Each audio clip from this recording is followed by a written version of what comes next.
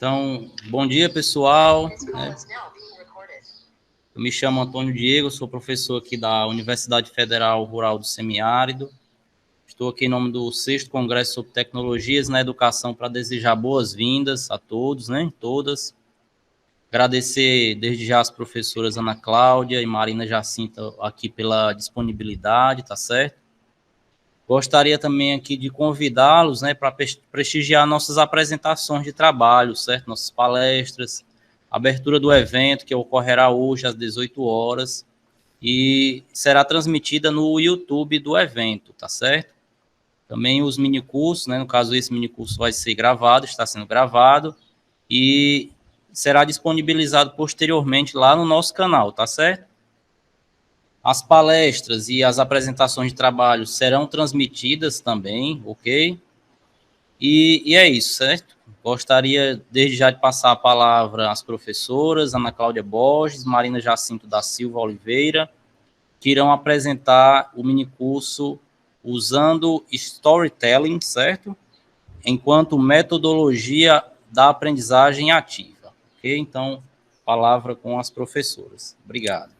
Bom dia, pessoal, bom dia aí para quem foi chegando agora, Meu nome é Ana Cláudia, e aí a minha parceira de vida aí é a Marina Jacinto, e hoje a gente vai conversar um pouquinho sobre uma técnica que ela é antiga, e tem sido reconhecida como uma técnica de aprendizagem ativa, que desperta muito interesse, tanto é que aí foi uma quantidade muito bacana de gente que se inscreveu, e curiosidade, eu sei, que muitos de vocês aí vão tentar traduzir o storytelling para a contação de histórias, para o português, mas daqui a pouco a gente vai conversar um pouquinho sobre por que da gente manter esse termo e o porquê da gente não traduzi-lo e começar a chamar de storytelling, tá bom?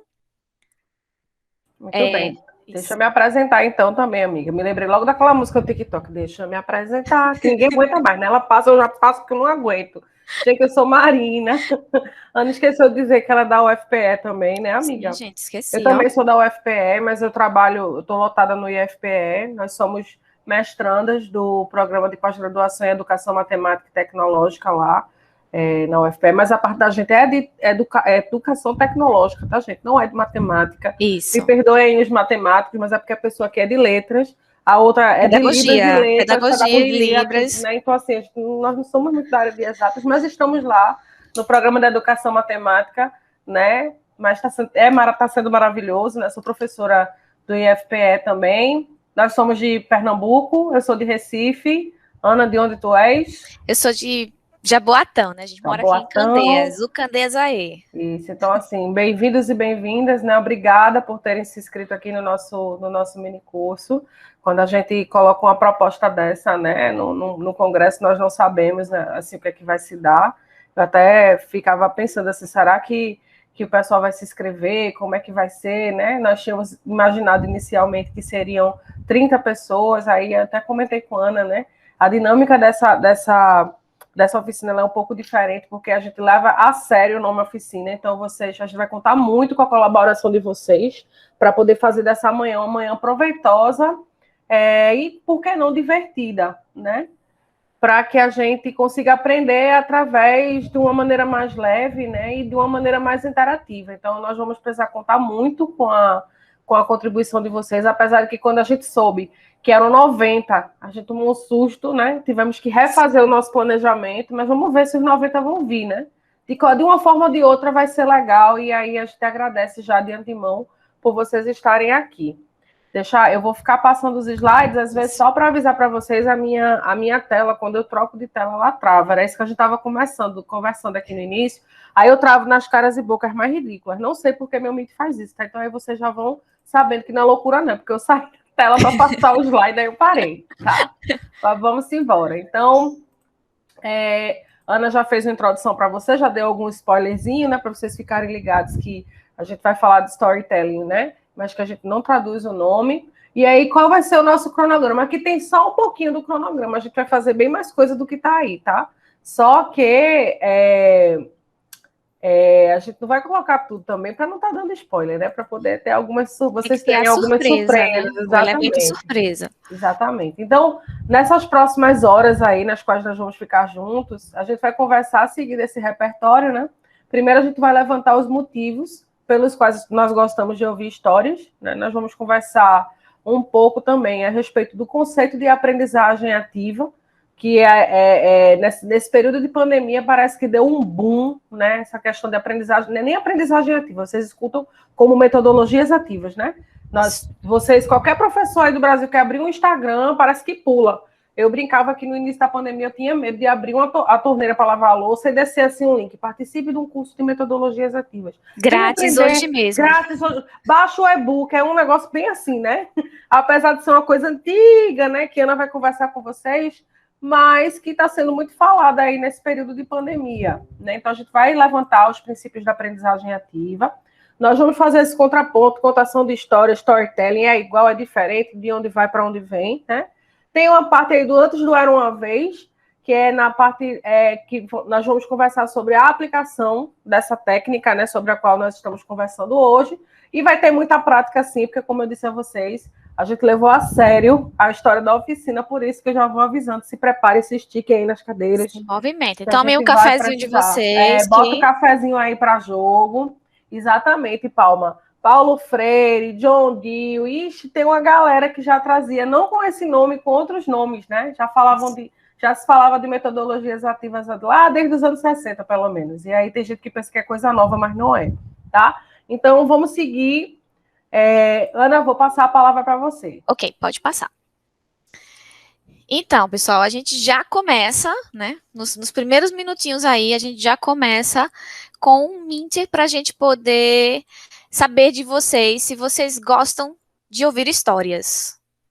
E aí, quem tiver com a câmera, quem tiver no computador, tiver a câmera do celular e quiser ir aproximar desse QR Code, fica à vontade. Também Marina acabou de postar no chat o link, né, do Minter, vocês só entrem aí e respondam. Olha aí, Marina tá colocando como é que a gente vai seguir, né, só clicar no link, vai ter a perguntinha e vocês respondem se vocês gostam, se sim, se não, ou às vezes. Vamos lá para a gente poder... E esse aqui, de cima, né, é o códigozinho que vocês... Quando entrarem no site, né, mitem.com, pode digitar esse código e entrar lá nas nossas perguntas. É bem rapidinho. Vamos lá, se movimentar. Já começamos a nos movimentar, se movimentem aí. Tá bom, tudo bem, Graça. Ok, sem problema. Olha aí, 8 pessoas aí já responderam que sim. Gente, não fiquem acanhados de dizer que não, porque a gente está fazendo um mini curso de storytelling, tá? Pensem aí mesmo como é, se é, ai meu Deus, é muito cansativo, não gosto de ouvir história, não curto. Ou, né, às vezes, de vez em quando, né, ou sim, vejam aí, escrevam aí, votem, né. Não é o Big Brother, mas votem. Deu certo, legal, Graça, que bom, massa. Massa, massa, massa. Por enquanto, nós temos 10 pessoas, né? Vai ter outra pergunta, teremos várias perguntas para vocês responderem. Isso, por enquanto só aparece essa. É isso mesmo, tá certinho. Na medida do andar das coisas, eu não sei se todo mundo já respondeu, porque como Marina bem explicou, nós somos de humanas, né? E aí a matemática aqui, eu com minhas 2 telas, Marina com 2 telas, Antônio com 2 telas, eu não sei quantos de vocês estão na sala. Eu acho que já foi, vice-amiga. Pronto, então beleza. Vou voltar lá para a apresentação. Joia.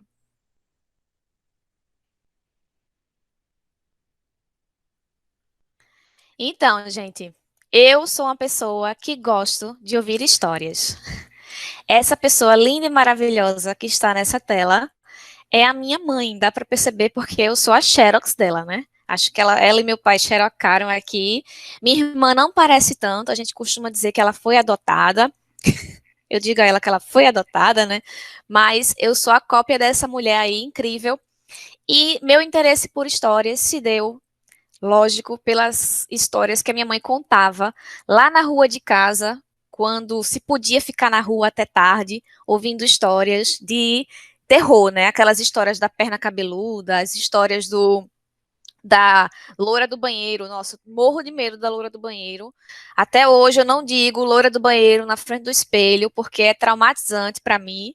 Então eu não brinco com essa história é seríssima. E foi assim que eu fui me apaixonando aos poucos pelo mundo da contação de história, né? Do falar, do reproduzir aquilo que vem do passado e trazer para gerações futuras. Lógico que também a minha mãe deve ter ouvido muitas histórias da nossa bisavó. Minha mãe e minha família são do interior aqui de Pernambuco, não é tão interior, mas é ali em Macaparana, perto de Carpina, lá para depois de Carpina. E aí as histórias da minha mãe vêm desse interior, e foi assim que eu entrei em contato com esse mundo maravilhoso. E tu, Marina, como foi? Que é toda uma coisa, né, para conseguir voltar, porque a internet também não ajuda. Aqueles percalços lá, o gato, a internet, o vizinho, tudo aquilo, o carro do ovo, o carro do gás, essas coisas que eu esqueci de avisar, amiga. Não sei como é que é aí, onde vocês moram, mas eu moro na periferia de Recife. Então, gente, carro do ovo, carro do gás, carro da vassoura. Então, se passar, vocês também pensem que é parte do contexto que a gente está montando aqui, tá? É a trilha sonora para contação de história. A trilha sonora da contação de história. Gente, meu interesse por contação de história surgiu com essa coisa linda aí, que era a minha avó Carmelita, né? Ela costumava reunir a gente ao redor dela para contar histórias desse tipo, né? Que são histórias aqui do folclore brasileiro. Eu não sei dizer a vocês se são coisas... Ó, tô vendo que Bruna tá falando que são os cachorros dos vizinhos, né? Na hora das webconferências. Bruna, se a gente começar a contar a história de perrengue nessa pandemia, menina, se bem que eu adoro escutar, viu? Depois a gente pode separar um minutinho aqui para a gente conversar sobre isso, que é muito bom, é sempre muito bom. Mas como eu estava falando para vocês, o meu interesse surgiu a partir da minha avó Carmelita, né? Ela juntava a gente para contar histórias. E aí, Ana, acho que ela contava para a gente, tinham essas também que você falou, mas tinha Comadre Fulozinha também, né? Que é a história que ela... quem entrasse na floresta, e aí essa floresta era perto aqui de casa, ela dizia, lá da casa que eu morava, era perto da casa que eu morava, e aí quem entrasse na floresta para fazer mal na floresta, a comadre Fulozinha, ela tinha umas tranças, e ela surrava, vocês já ouviram essas histórias? Surrava as pernas de quem tivesse fazendo mal na floresta. Tinha uma história que eu guardei até hoje, que é do príncipe orgulhoso, que ele recebeu uma maldição, porque ele era muito orgulhoso, e aí ele virou um teiu, que aí um dia desse eu descobri, minha avó dizia teju, o bicho, que é tipo um lagarto, eu acho, gigante do sertão aqui, e aí na minha cabeça o nome do bicho era teju, Ana, mas é teiu, né? Descobri um tempo desse, mas a avó chamava teju, minha gente, pra mim era teju o nome do bicho. E aí a depois, mãe também chama, né? Teju.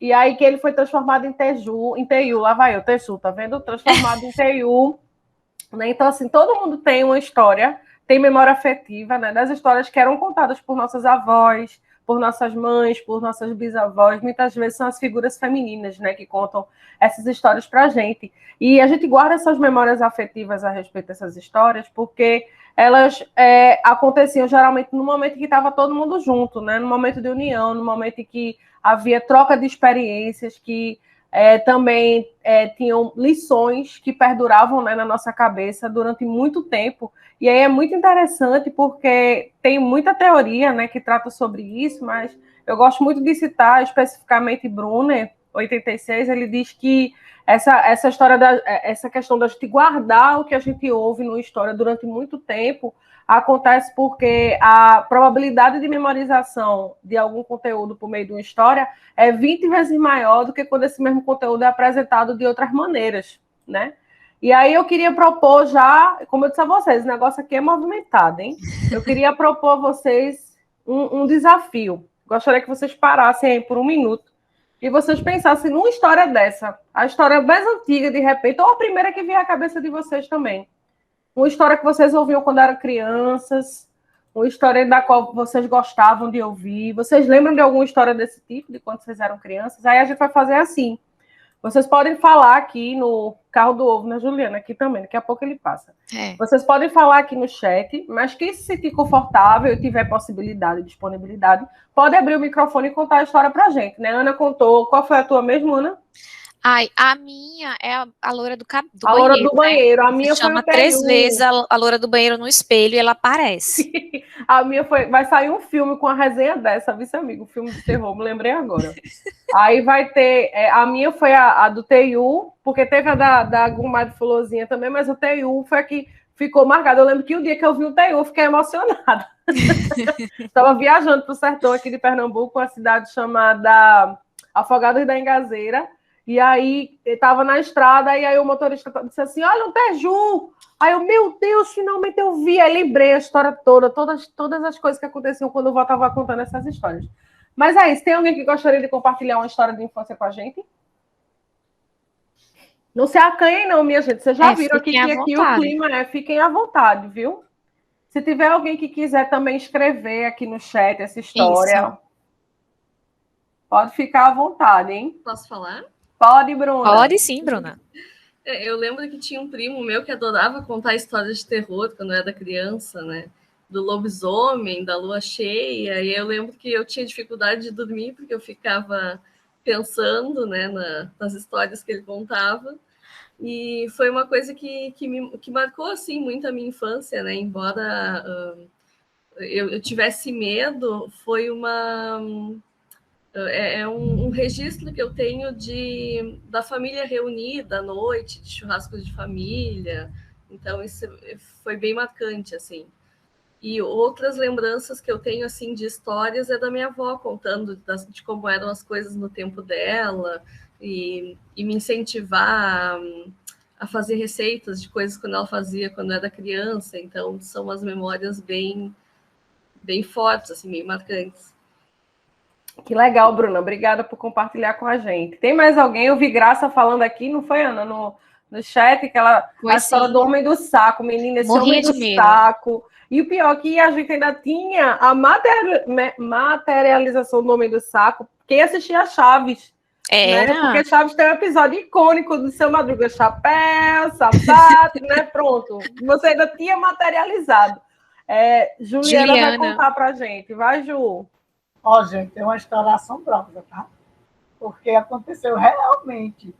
Então, assim, eu criança, eu não tinha medo de ficar só, dormir só. Eu só saía à noite, morava no sítio. E eu ficava sozinha em casa, não tinha um problema.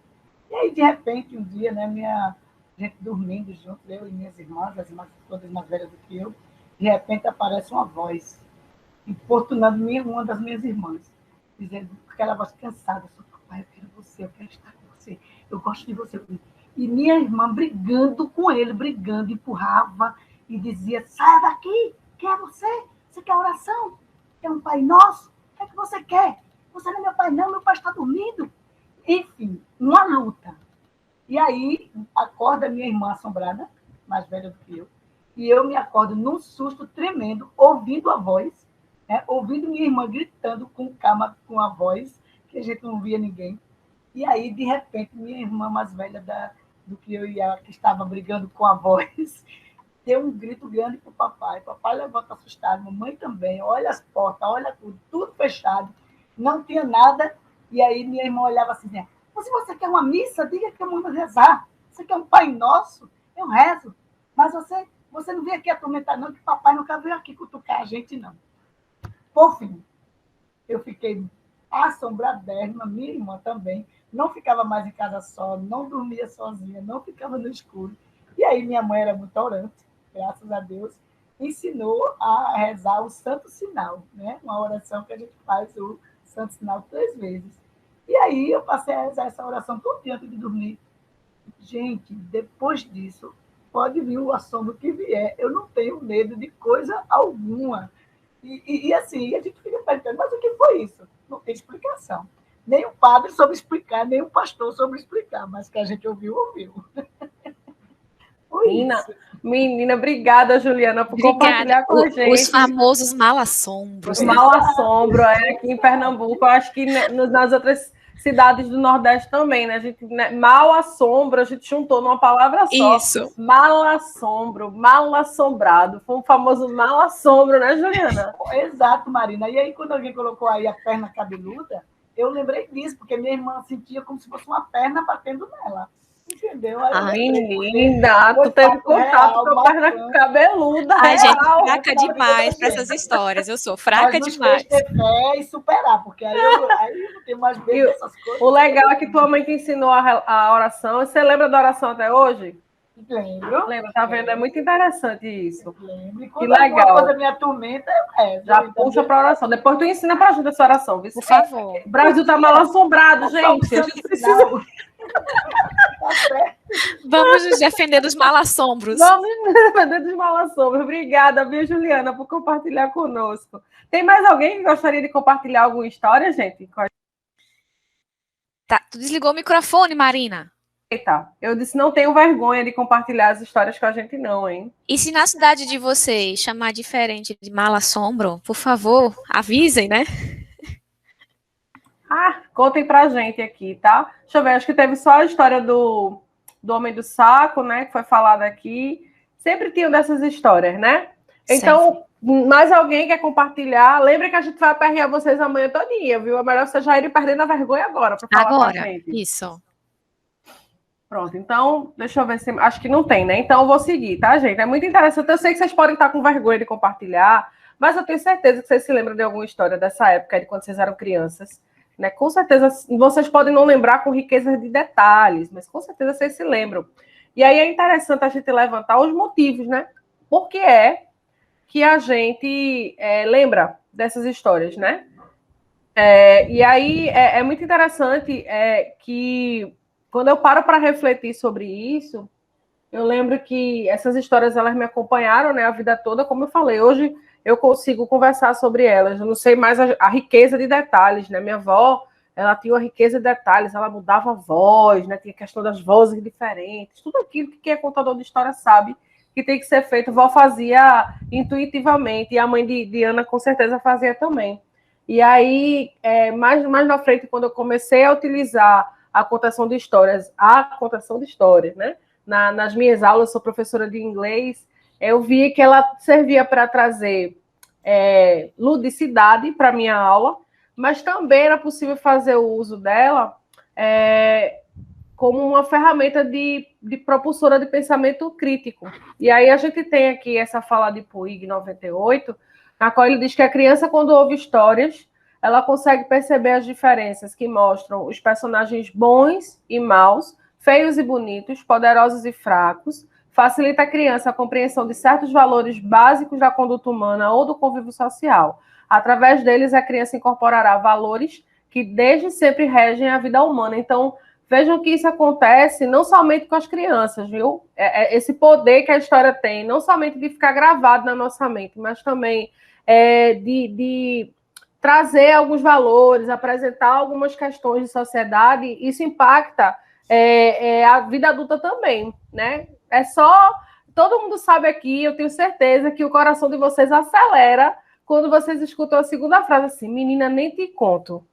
Menino, nem te conto. Pronto, essa frase aí parece que liga um negócio na cabeça da gente, né?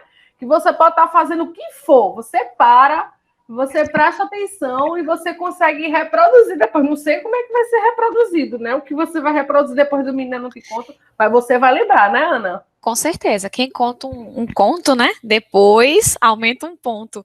E também aquele menino babado. Ou tu não sabe o que te aconteceu. E para quem é ansioso, quero conversar contigo, mas depois eu falo. Pronto, aí quebra a pessoa na emenda. Nossa, né? Fico para morrer. Massa. Vou passar a palavra para ti, Pode Ana. passar. Gente, vejam só. Passou agora, vi agora no meu. E aí a gente, diante de tudo isso e todas essas discussões, a gente começa a se perguntar o que de fato é uma aprendizagem ativa. Embora não hajam tantos consensos, né, um conceito firmado e fechado sobre o significado disso tudo, aí a gente vem trazendo um pouquinho as reflexões de Bay e Tag, de 95, quando eles dizem que aprender envolve analisar as informações criticamente, né, e interagir com essas informações, dando sentido a elas, e conectando com as nossas experiências. Então, dentro desse contexto, dentro desse mundo que é a aprendizagem ativa, a gente tem que buscar despertar o engajamento dos nossos alunos, né? Isso, buscar todo o engajamento para que aquilo tudo consiga fazer sentido dentro do contexto deles e conseguir, olha o cachorro da vizinha. Esse daí, ele é eu chamo ele de cachorro fofoqueiro. E também ajudar na resolução dos nossos problemas, para que assim a gente consiga desenvolver um pensamento crítico e conseguir trazer essa aprendizagem para o sentido dos nossos contextos, para o sentido real do que seria uma aprendizagem para a gente. E, de fato, nunca, né, que isso se perca na memória, permitir que isso nunca se perca na memória. Que, como a gente vinha conversando antes, as histórias que a gente aprende desde pequenininho, as histórias que a gente ouve, realmente não lembro tanto com a riqueza de detalhes como Marina comentou, mas ainda me assusto e hoje aprendi já que a loira do banheiro tem em outros países conhecida como Bloody Mary, né? Você chama Bloody Mary 3 vezes na frente do espelho. E aí são histórias que vão se perpetuando e o cachorro fofoqueiro também está participando da nossa aula. Eu chamo ele de fofoqueiro porque ele vive na porta, na janelinha dele, latindo para quem passa, tá? Marina, pode passar. Então, gente, para que essa participação efetiva aconteça, né, o aluno ele precisa entender e perceber que aquele tema faz sentido dentro da realidade dele, né? Então, aí a gente vai pensar no que a storytelling pode trazer e no tanto que ela pode nos ajudar numa prática de transmissão da memória e valores, né? E assim, eu achei interessante quando nós estávamos discutindo, né, sobre esse minicurso, o tanto que Valença e Tostes também em 2019, eles trazem essa discussão para dentro do que os líderes políticos e religiosos fazem, né? Através da história, através daquele envolvimento do contexto, a gente consegue estar dentro de diversos contextos diferentes, mas é sempre uma forma de passar e transmitir coisas que a gente vai aprendendo ao longo do tempo. Pode passar, amiga.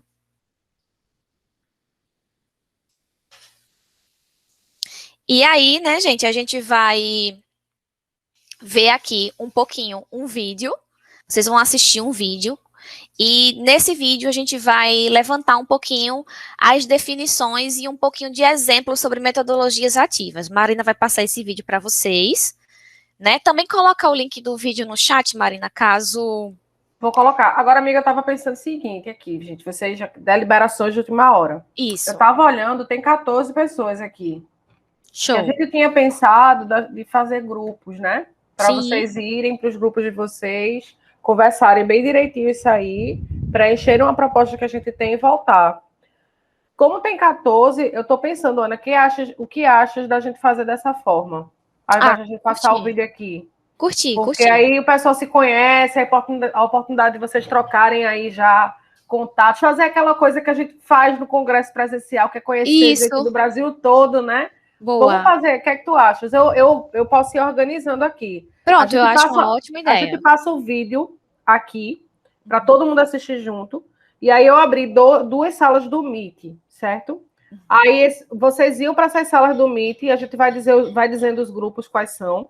Vocês iam para essa sala do Meet, e lá, Ana, tu fica com uma sala, eu fico com outra. Sim. E aí a gente vai interagindo lá nas salas para orientá-los com a primeira tarefa que eles vão entregar para a gente. Ótimo, perfeito. Pode ser, gente. Vocês topam esse desafio? Esse era nosso plano A, tá, gente? Era. A gente saber da quantidade de inscritos, mas agora dá perfeito. Dá, que quando a gente soube que eram 90, eu disse, amiga, não tem condições da gente botar 90 num grupo, né? Então eu vou botar o vídeo aqui e enquanto o vídeo passa, a gente vai organizando aqui no chat os grupos, tá bom? Acho que 2, né? Sim, 2 sim. Tá bom, né? Para não ficar muita gente também. Isso aí. Então tá bom. Deixa eu abrir o vídeo aqui rapidinho.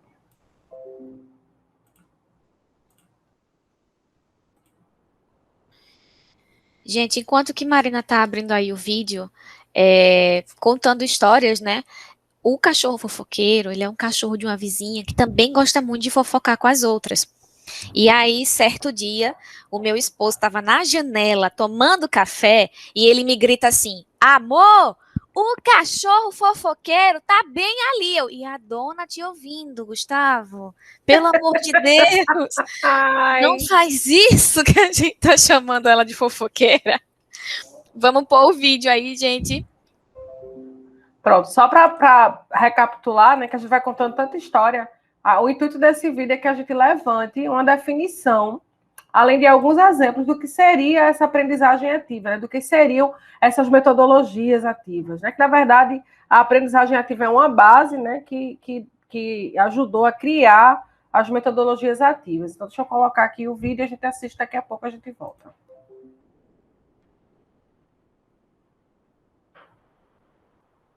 Cadê o som, gente? Amiga, se tu tiveres de fone, tem que tirar o fone, tá? Não, dá certo. Agora ele estava passando agorinha, mas parou. Eu vou ter que abrir de novo. Peraí, tá? Ativa e a aprender como aprender. Pegou. Agora vai. Não foi? Isso.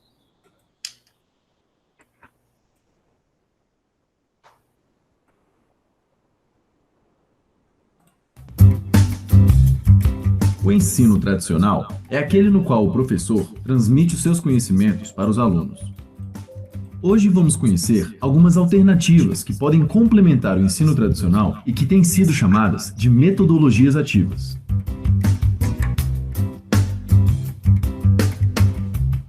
Assista a live do Minutos Psíquicos respondendo a perguntas na quarta-feira, dia 16 de maio. Metodologias ativas são métodos de ensino que incentivam o aluno a ter um papel mais ativo na sua própria aprendizagem. Ao invés de ficar sentado passivamente em uma cadeira enquanto o professor fala um monte de coisas, o aluno realizará ativamente uma tarefa. Essa tarefa estimulará o aluno a pensar mais, a debater, a ter mais iniciativa e a aprender como aprender. Existem várias metodologias ativas, mas aqui vamos falar só de algumas para deixar um gostinho de quero mais. A aprendizagem baseada em problemas, conhecida como PBL, é uma dessas metodologias ativas. Nesse método, o professor apresenta um problema e os alunos devem propor uma solução.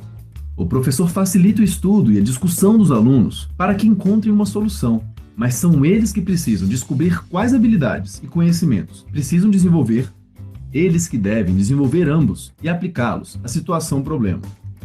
Essa situação problema deve ser uma situação real, deve estar ligada ao tópico que o professor quer desenvolver com os alunos e deve apresentar uma questão que não seja tão difícil ao ponto de desmotivar os alunos, mas também que não seja tão fácil ao ponto de ter uma resposta óbvia. A PBL estimula as capacidades de pensar criticamente, trabalhar em grupo, resolver problemas e argumentar. Habilidades essas que serão muito úteis em várias outras situações no futuro dos alunos. A instrução pelos pares é uma outra metodologia ativa e tem um formato diferente da PBL. Antes da aula, os alunos precisam estudar sozinhos materiais indicados pelo professor. A aula começa com uma breve exposição, em torno de 10 a 15 minutos, sobre um dos tópicos que o professor quer desenvolver naquela aula. Depois ele apresenta uma questão de múltipla escolha e dá alguns minutos para os alunos pensarem e responderem individualmente. Caso uma parte considerável dos alunos erre a questão, o professor pedirá que os alunos discutam em pequenos grupos sobre suas respostas e tentem convencer os outros colegas de que a resposta que escolheram é a correta. Depois dos alunos tentarem se convencer por alguns minutos, o professor faz um novo levantamento das respostas individuais dos alunos. Caso a maior parte acerte desta vez, o professor explica a resposta correta e tenta tirar dúvidas que ainda existam. Uma outra metodologia ativa é a aula invertida. Em uma aula tradicional, os alunos são expostos a um conteúdo em sala e podem fazer exercícios em casa. É aí que ocorre uma inversão nas coisas. Na aula invertida, o aluno estuda o assunto antes da aula por meio de materiais, como vídeos indicados pelo professor. Depois ele deve ir à aula para aplicar o que aprendeu em exercícios propostos pelo professor. As grandes vantagens é que cada aluno pode aprender no seu próprio ritmo antes da aula, podendo pausar ou assistir de novo o vídeo indicado pelo professor. E caso ele tenha dificuldades para realizar a tarefa na aula, poderá contar com a ajuda do professor e dos outros colegas. Se você está pensando que as metodologias ativas são uma das coisas mais legais que você já ouviu sobre esse assunto, então você captou bem a mensagem, pois elas são. Inclusive, várias pesquisas científicas têm constatado que as metodologias ativas tendem a promover uma melhor aprendizagem quando comparadas ao ensino tradicional. Mesmo assim, alguns alunos podem achar que professores usando metodologias ativas estão tentando enrolar ou estão com preguiça de dar aula porque já estão muito acostumados ao modelo tradicional de aula expositiva. Por isso, é fundamental que o professor interessado em usar tais metodologias dedique um bom tempo explicando a metodologia ativa que quer usar e quais são as vantagens dela em relação ao ensino tradicional. As metodologias ativas não precisam substituir totalmente o ensino tradicional. Elas podem complementá-lo e enriquecer mais ainda a experiência de aprendizagem dos alunos. Se você é um professor ou professora, te convidamos a conhecer mais sobre as metodologias ativas e considerar a possibilidade de usar ao menos uma delas para ver o que acha. Acreditamos que você vai gostar muito e os seus alunos mais ainda. Hoje vamos anunciar a pessoa sortuda que participou do nosso sorteio no Instagram e vai ganhar um exemplar do livro Psicologia do Testemunho Ocular, aplica. Pronto, foi, né? Infelizmente não fui eu quem ganhou. Poxa, amiga, pois é, não fomos nós. Bom, a gente fez a divisão dos grupos, vocês estão vendo, ficou um grupo maior que o outro, porque a pessoa é ruim de matemática, eu disse a vocês que era de letras, né? Mas aí a gente faz o seguinte, se for chegando mais alguém, eu vou colocando no grupo 1. Então, o pessoal do grupo 1, vocês que ficam, podem ficar nessa sala, mas aí vocês fecham o microfone e a câmera daqui, tá? Que senão vai ficar dando com microfonia. Então, grupo 1 é Bruna, Cláudia, Denise, Deise, Fernanda, Graça e Ellen. Meninas, vocês já podem ir, tá certo? O link do Meet tá aí. Ana Cláudia vai estar lá para receber vocês. Eu tô lá também porque eu preciso aceitar vocês lá, que como a Ana estava falando, eu fiz as salas, né? E o grupo 2, Ellen, Jefferson, as duas Julianas, Caroline, Palma, Patrícia, Rimerson e Tânia. Já começou a chegar gente aqui. Pronto. Beleza. Então, vamos embora. Faltou só dizer, amigo, o tempo, né? Lá na sala a gente fala para vocês. Pronto. Você pode sair, Graça, não tem problema não. Aí depois você volta. Quando for na hora de voltar, a gente põe esse link aqui dessa sala principal lá nas outras salas, tá bom?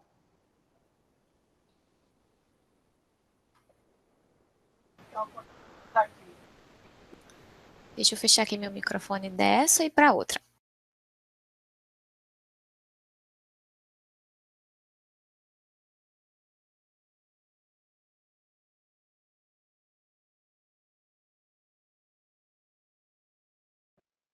Pronto, amiga, vamos voltando. O pessoal ficou de Isso. voltar para cá já, não foi? Já sim, já todo mundo saiu de lá.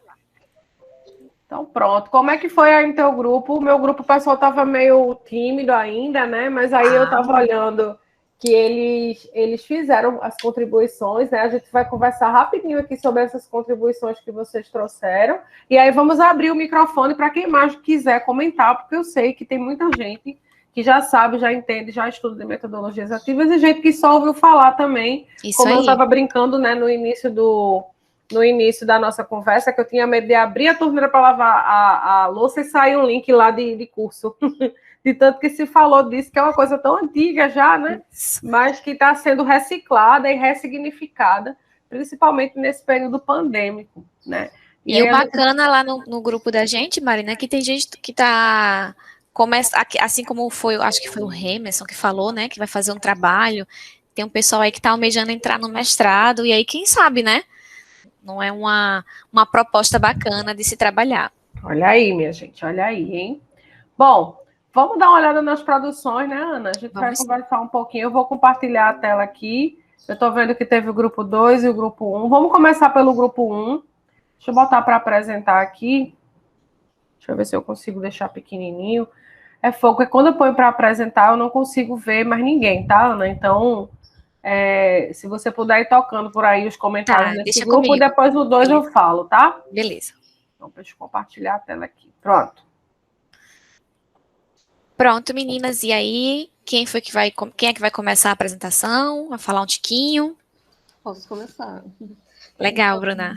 O nosso grupo definiu, né, que metodologia ativa é um processo educacional em que o aluno atua, né, como protagonista da atividade em sala de aula. E nesse protagonismo, o professor é o mediador do conhecimento. que faz a ponte ali entre a atividade do aluno, né, e o que foi aprendido. O aluno desenvolve uma postura ativa e produtiva na aprendizagem e ele é responsável pela sua aprendizagem. Legal, legal. Mas alguém, gente, também gostaria de continuar falando? O pessoal comentou também a importância da contextualização, né, dos conteúdos em relação à realidade do aluno, a dinamização da sala de aula através de conteúdos e estratégias interativas, a importância da colaboração entre os pares, né, isso, e o pessoal trouxe alguns exemplos aqui de metodologias ativas. Alguém gostaria de falar? Calma, gente, um de cada vez aí. Calma, não se aperreie, vai dar tudo certo. As meninas são muito tímidas, muito, muito, muito.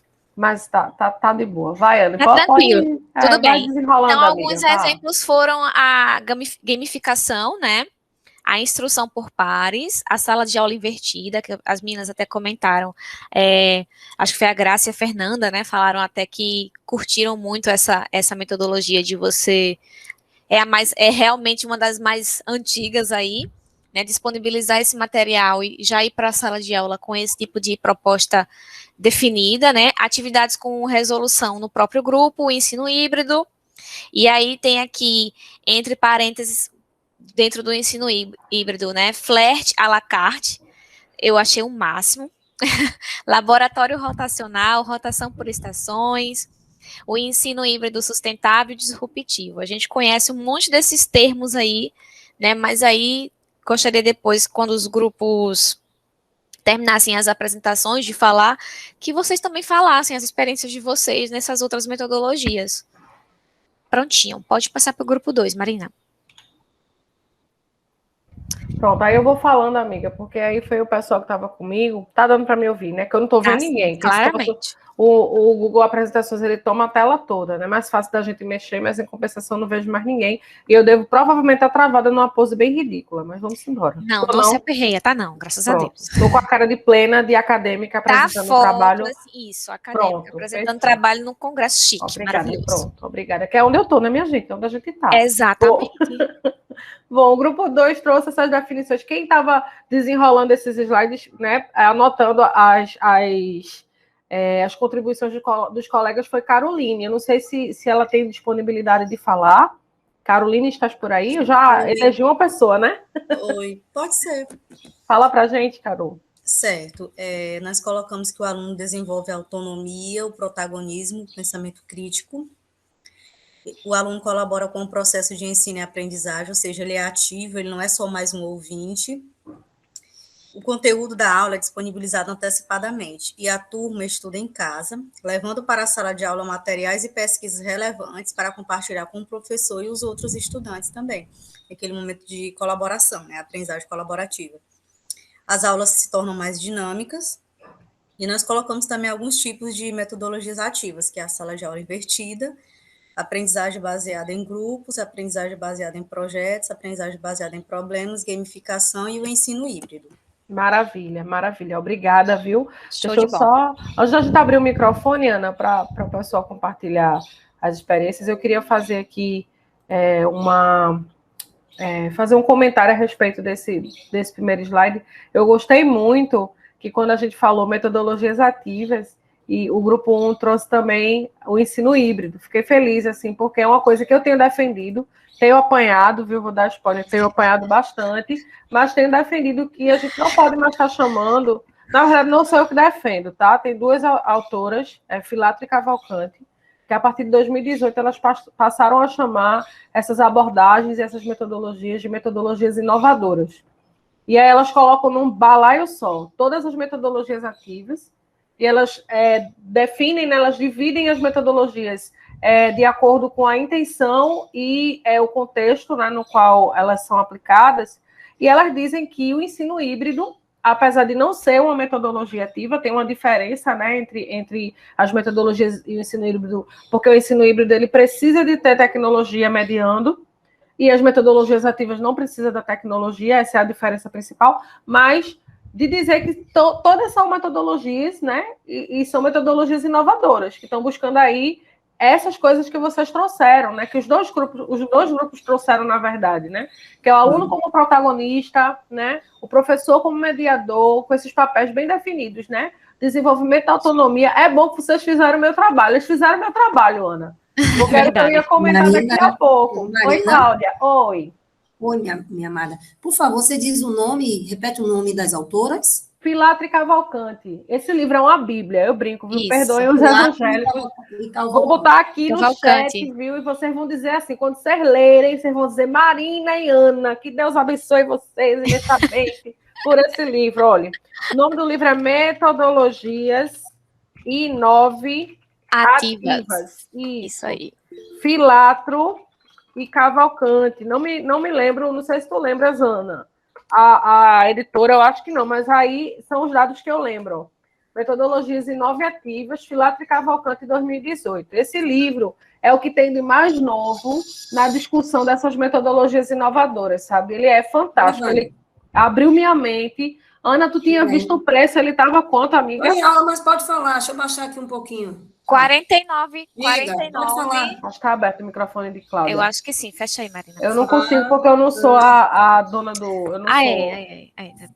Ana, Cláudia, seu microfone está ligado.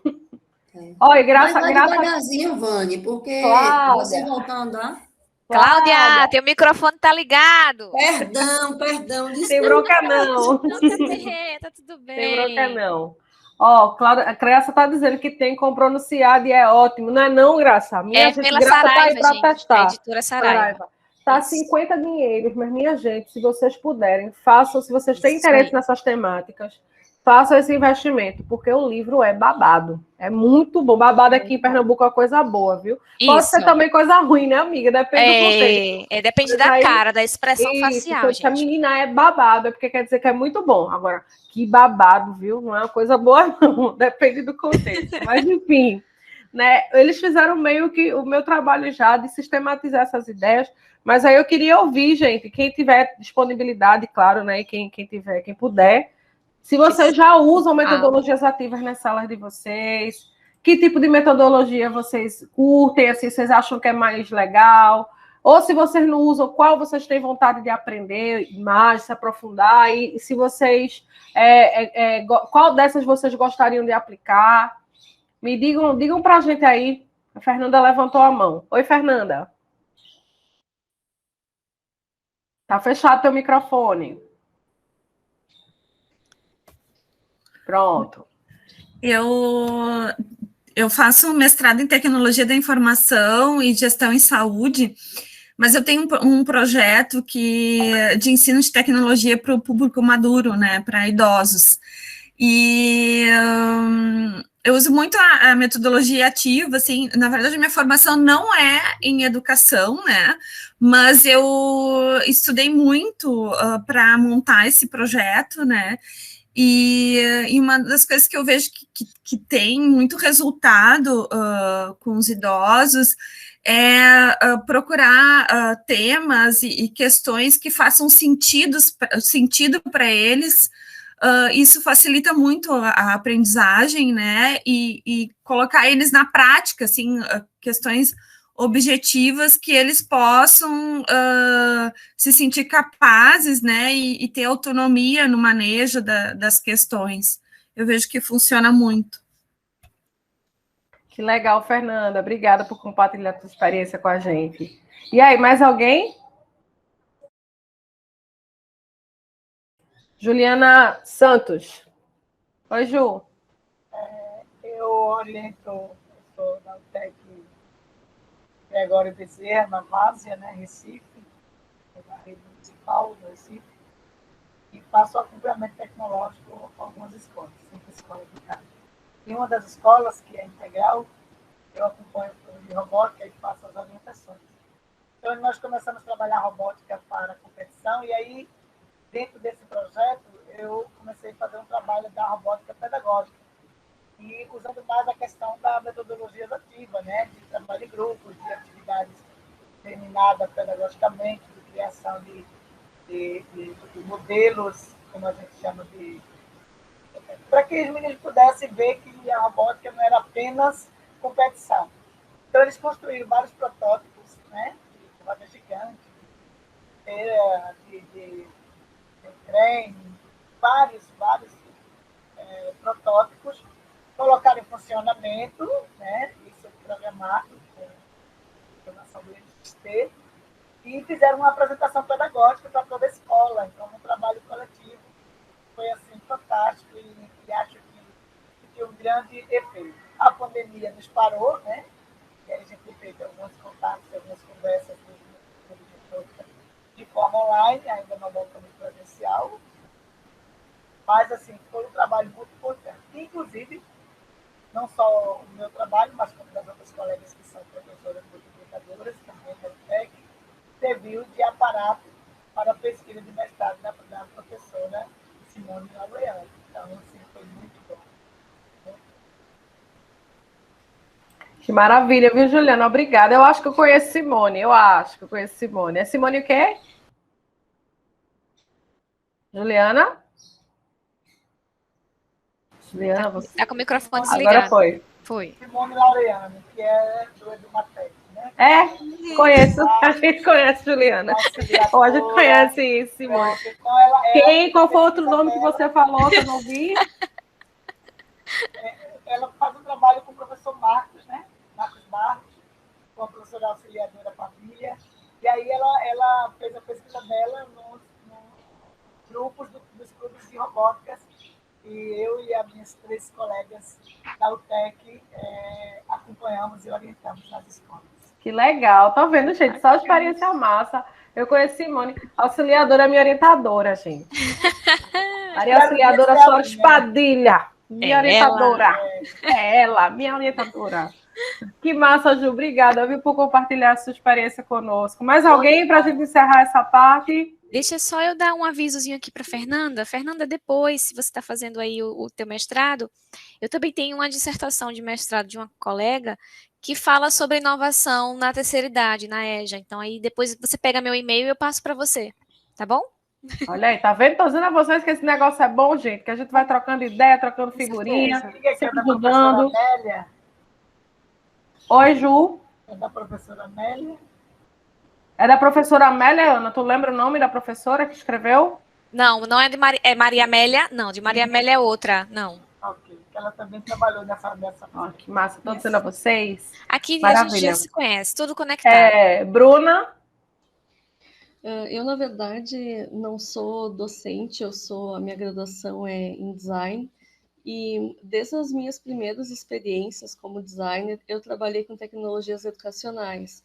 Uma época para treinamentos de empresa privada, assim, trabalhava com gamificação e serious game, e agora eu trabalho no departamento de medicina social da UFPEL, no qual a gente tem cursos de autoaprendizagem para a área de medicina, enfermagem e odontologia. Então, eu senti a necessidade de me aprofundar um pouco mais no assunto, né, na questão de gamificação, metodologias ativas, para poder fornecer assim, uma melhor experiência, até como designer institucional. Eu sou designer gráfico, mas acabo fazendo parte de design institucional, mas eu senti a necessidade de conhecer um pouco mais, estudar um pouco mais sobre a área. Que bacana, uma experiência bem diferente da nossa, né? Assim, e aí, sabe... Outra área, muito massa. E a da Fernanda também, né? Isso. Sabe o que é massa nessa tua fala, Bruna? Que, assim, nesse livro que eu falei para vocês, as professoras, elas dividem as metodologias inovadoras de acordo com a aplicação. Por exemplo, tem algumas, como a gamificação, por exemplo, que são mais aplicadas em ambientes corporativos, sabe? Tem o design thinking também, que é esse nome é bem famoso, né? E aí também é aplicada na educação e também no ambiente corporativo. A própria storytelling também, né? A storytelling, que a gente vai falar mais daqui a pouco, nós estamos falando sobre ela na abordagem educacional, mas existem várias outras abordagens, né? Uma das mais famosas que a gente tem tido assim, muito contato agora, por exemplo, é a storytelling das marcas, né? Mas a gente vai falar disso daqui a pouco. Olha, eu querendo dar spoiler, amiga. Né? Mais alguém, Segura, gente? Marina, te segura. Segura a língua aí, menina. Pronto, então eu acho que foi, né? Todo mundo falou sobre sua experiência, quem tem a disponibilidade de compartilhar, né? Já agradeço aí de antemão pelo compartilhamento, é muito massa, vejo que a gente já trocou até ideias. Isso. E aí eu estava brincando com vocês, dizendo que vocês fizeram o meu trabalho, né? Porque eu tinha combinado com a Ana que eu ia ficar com essa parte da gente sistematizar, né? O que seriam as metodologias ativas, mas vocês já fizeram isso para mim. Então eu vou fazer o seguinte, arrasaram demais, e aí eu vou passar direto aqui para os benefícios, né? Tudo isso que a gente discutiu, né? O que que isso traz de bom? O que é que as metodologias ativas trazem de bom, né, para os nossos alunos? E eu separei aqui 4 benefícios que eu acredito serem assim, cruciais. Claro que eles não são os únicos, né? Mas são 4 assim, muito importantes. A questão do protagonismo estudantil, né, do aluno dele ser responsável, corresponsável pelo seu processo de aprendizagem. E aí eu vou abrir um parênteses aqui para falar que quem é professor de chão de escola, feito eu e feito muita gente que está aí, né, sabe que não é fácil isso, sabe que não é fácil a gente promover o protagonismo estudantil através da personalização dos conteúdos, é muito complicado. Você chegar, por exemplo, eu sou do IFPE, como eu disse a vocês, eu tenho turmas do médio e do superior. É muito complicado eu chegar numa turma do médio de terceiro ano com 42 meninos e dizer assim, gente, vamos personalizar o ensino, cara, vou ensinar direitinho, de uma forma para cada um de vocês, respeitando a unidade, a autonomia e promovendo o protagonismo. Não é fácil, viu? Não estou aqui dizendo, nem eu nem Ana viemos aqui para contar para vocês, é tudo lindo, gente, maravilhoso, vai dar tudo certo. Às vezes dá errado também, mas é porque a gente é teimoso, né? Estamos trabalhando com a educação porque a gente teima. E quem trabalha com a educação no Brasil em 2021 é teimoso 3 vezes, né? Desde então, 2019, né? Desde 2019 verdade? que a gente está teimando, né? Deixa para lá. Então, gente, o protagonismo estudantil não é fácil, mas não é impossível, tá bom? A mensagem que a gente traz para vocês é essa. É possível sim, mesmo com essas turmas grandes. E é muito satisfatório de ver o quanto, pois é, Ju, o quanto... Eita, Deise já desenrolou o livro, minha gente, em PDF para vocês. Mentira, Deise. Ai, gente, total, amei. Pronto, essa Valeu. é abençoada mais ainda, minha gente. Arrasou, Deise. Olha, eu tenho também, mas eu não sabia se eu podia dar a vocês. Eu ia dar um jeito depois. Eu não também. Isso. Que bom, que bom, viu? Eu também, Deise. Pois também, compartilhamento arrasou. é tudo, gente. Então, gente, aproveitem, viu, que Deise compartilhou com vocês aí no chat o livro Metodologias Inovativas. Perfeito. Tá, mas só chega, me emocionei. Já está no meu prédio. Pronto, chega, me emocionei aqui, me perdi no que eu estava dizendo, mas vou voltar aqui. Coisa boa, tá vendo? Mesmo à distância, a gente está conseguindo promover esse momento de interação, né? Isso o que é bacana, feliz, gente, fazer isso. Muito feliz. Então, bom, estava dizendo que tem o protagonismo estudantil, que é muito importante. A gente sabe que cada vez mais os alunos eles precisam ter esse protagonismo, porque é o que vai ser exigido deles no mercado de trabalho mais na frente, né? Tem a questão da visão crítica de mundo. Deixa eu ver o que aqui Fernanda está dizendo. Fernanda, não é fácil, é muito difícil de engajar os desinteressados na turma grande de alunos. É difícil, viu o que estou dizendo. Mas tem uma vertente que anda junto com as metodologias ativas, né? Que é o engajamento estudantil, né, que traz aí várias técnicas, né? Estuda a respeito, eu não pesquiso engajamento estudantil, mas eu já dei uma lida, e aí ele leva em consideração alguns níveis de engajamento emocional. Eu não vou lembrar, não, gente. Interativo. Tem uma listinha aí de tipos de engajamento que a gente pode abordar, trabalhar e aí criar no aluno esse tipo de interesse, né? Lógico que não é, gente, a gente não está aqui vendendo uma fórmula de bolo. Se eu e Marina tivéssemos uma fórmula de bolo, uma fórmula secreta, a gente estava vendendo engarrafado aí. Amiga, minha dissertação já estaria pronta, se tivesse essa forma. Já estava pronta, defendendo, entendeu? A nossa, gente, a nossa. Estava livre já. São propostas que a gente precisa pensar e refletir juntos. E aí, que bom que existem pessoas nesse grupo de outras áreas e trazem também essas experiências que dá certo em outros lugares. Exato. Então, o que eu estava falando aqui, como a Ana está dizendo, né? Não é uma coisa fácil. Lembrei, estava falando do engajamento estudantil. Que, como a Ana bem falou também, né? Tem vários tipos de engajamento. Cada tipo desses tem tem assim, técnicas que podem ser trabalhadas, né, para poder trazer esses alunos interessados. Agora, Caro, foi Fernanda, não foi que estava dizendo isso? Claro que, né, tem os casos omissos. Tem os casos omissos que a gente sabe, né, que aparecem aí no dia a dia e que realmente não tem, assim, muito o que a gente fazer. Mas, assim, na maioria das vezes é possível recuperar o aluno trabalhando essas técnicas, sabe? Então, engajamento estudantil é outro estudo que é legal, assim, se vocês tiverem disponibilidade de ver. Ele anda muito mesmo com a aprendizagem ativa, tá? Então, eu estava falando do protagonismo, da visão crítica de mundo, que é outra coisa também que está cada vez mais sendo exigida, né, pelo mercado de trabalho. Eu sei que eu estou tendo uma visão aqui meio mercadológica chata, né, mas, no fim das contas, a gente precisa pensar nisso também. E aí, me perdoe por essa visão mercadológica meio chata, mas é porque eu sou de um Instituto Federal, né, e aí eu trabalho lá com cursos técnicos, e aí a gente fala muito nisso, por isso que eu estou falando aqui isso para vocês, mas aí, claro que a visão crítica de mundo não serve só para o menino trabalhar, né? Só o fato dele pensar serve para um monte de coisa que eu não vou entrar no mérito aqui, senão eu vou falar de política. Então, habilidades socioemocionais também, né? Que elas acabam surgindo a partir dessa história da gente sempre colocar os alunos para interagirem, né? Para estarem trabalhando em grupos. E a autonomia, gente, que é uma palavra que está na moda, aí você ser autônomo, mas, assim, é muito importante você ter a liberdade, né, de estudar e de pensar conforme aquilo que você imagina que é correto, né? Mas, claro que ali, tendo um guia do professor, né, o professor está ali justamente para trabalhar como um guia para que esses benefícios eles sejam conquistados. Aí eu sempre gosto de trazer essa fala, não somente os benefícios para o aluno, né? Mas para a gente também. Se a gente tem um aluno que é protagonista do seu aprendizado, você passa um exercício, ele já sabe o que é para fazer, já sabe como faz. Se ele tem visão crítica de mundo, você tem debates mais ricos, né? Esse aluno com as habilidades socioemocionais, né, desenvolvidas também fazem com que os trabalhos eles sejam mais produtivos. Além da autonomia também, tudo isso bate direto na gente, enquanto professor, né? Se a gente possui, se a gente consegue incitar isso nos nossos alunos, isso volta para nós em forma de objetivos educacionais alcançados, né? Então, eu acho que a gente está fechando essa parte aí das metodologias ativas e da aprendizagem ativa, porque a gente não podia passar por aqui sem conversar com vocês sobre isso, porque daqui a pouco vocês vão descobrir, né? Eu fico me segurando, Ana, para não dar os spoilers, mas daqui a pouco vocês vão descobrir, tá? Experimentem a X-série que Marina indica. É spoiler ali, ó. Miss spoiler. Ô, amiga, eu falo demais. A tal do Leonino fala mesmo. Gente, vamos entrar agora mais especificamente nessa parte da storytelling, tá?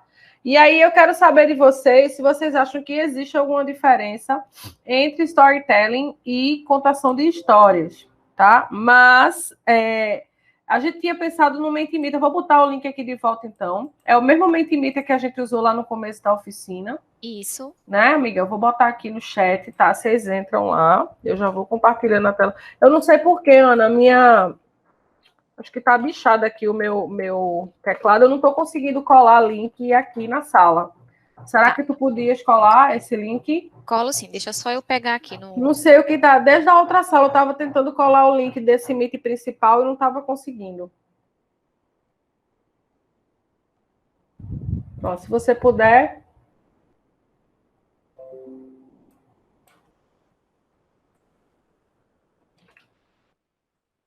Pelo menos aqui eu consigo, assim. Pronto, eu vou compartilhar a tela com vocês. Peraí, tá, Marina? Eu tô procurando ele aqui. Tá bom. Ele tá na apresentação, nas notas. Achei. Show, pronto. Gente, vão entrando aí. Eu tô abrindo aqui a tela para compartilhar com vocês. A gente quer saber se vocês acreditam que haja alguma diferença entre contação de histórias e storytelling. Eita, deixa eu ver se eu consigo abrir aqui. Tá difícil aqui o negócio, mas vai dar certo. Vou compartilhar a tela aqui com vocês para ver o que vocês estão respondendo, né? Aí é aquela coisa, né? Quem chegou depois, vocês podem entrar em mente.com e digitar esse código, ou vocês podem entrar direto nesse link que a Ana colou aqui no chat, tá? Para votar. E agora chegou um bocado de gente, Ana. Se não chegou nos 90, foi massa. Não chegou nos 90 ainda não, mas chegou uma galera que estava trabalhando aí. Sejam bem-vindos, pessoal. Que veio prestigiar a gente. Muito obrigada, viu? Pronto, ainda não tem ninguém respondendo, não. Deixa eu mostrar aqui para vocês a tela. Pronto, ó. É bom que vocês estão vendo aí, ó, já anotem essas ferramentas, quem não... Isso. Eita, então deixa eu passar aqui. Deixa eu passar, gente. Ah, pronto, já deu certo, tá? Já tá, tem gente voltando. É bom, galera, que caso vocês não conheçam, né, essas ferramentas que a gente tá usando, essa é uma, viu? O Mentimeter, bem tranquila de usar, apesar de estar em inglês. Fernanda, eu passei já passei já para a próxima votação, viu? Sim? Eu acho que tem que atualizar. Deixa eu ver. Atualiza de novo. Isso, que aí ela vai. Ela aparece essa tela aqui, ó. Tá vendo? Então, esse Mentimeter ele é legal que só, porque ele permite que a gente faça essas interações. E aí, para quem for usar em sala de aula, que não é nossa intenção aqui, claro, né? Porque a gente sabe que tem muita gente que está aí conosco hoje, que veio nos prestigiar, mas assim, que está trabalhando e tal, que não está podendo estar 100% aqui com a gente. Mas em sala de aula, essa ferramenta permite que você consiga ver quantos alunos estão, de fato, prestando atenção na sua aula síncrona, sabe? Eu uso muito, aí eu fico só atormentando eles. Porque, por exemplo, aqui somos 19, eu acho, né? Aí eu fico, tem 19 pessoas na chamada, só... Quantos? Só 10 responderam. Cadê os outros 9? Eu fico atormentando meus alunos assim, minha cara fazer isso, né? Atormento. Eita, professora, já vai. Tô aqui esperando, tá faltando tanto, porque não tem como a gente saber quem respondeu e quem não respondeu. Mas a gente tem, aparece, como vocês estão vendo aí na tela, exatamente, a quantidade dos abençoadinhos que fizeram. Até agora, só 10 aqui dos 19, hein? Que responderam. Então, enquanto vocês vão votando aí, aproveitando, já que eu faço isso lá, vou fazer aqui também. Enquanto vocês estão votando aí, os 9, viu? Os 9 que não responderam ainda respondam. Eu queria saber de vocês, assim, se alguém se sente à vontade para abrir o microfone e compartilhar com a gente essa opinião. Quem respondeu sim, por quê? E quem respondeu não, por quê? E aí? Não sejam tímidos. Cri, cri, cri, cri. Eu costumo dizer assim, um de cada vez, pessoal. Um de cada vez. Não briguem. Não briguem. Vai, Bruna. Eu creio que a diferença seja a intenção. Eu posso até talvez me equivocar um pouco. Mas, oi, Rimerson. Bruna tá indo, Rimerson. A Bruna vai e aí eu te chamo. Pronto, perfeito. Beleza.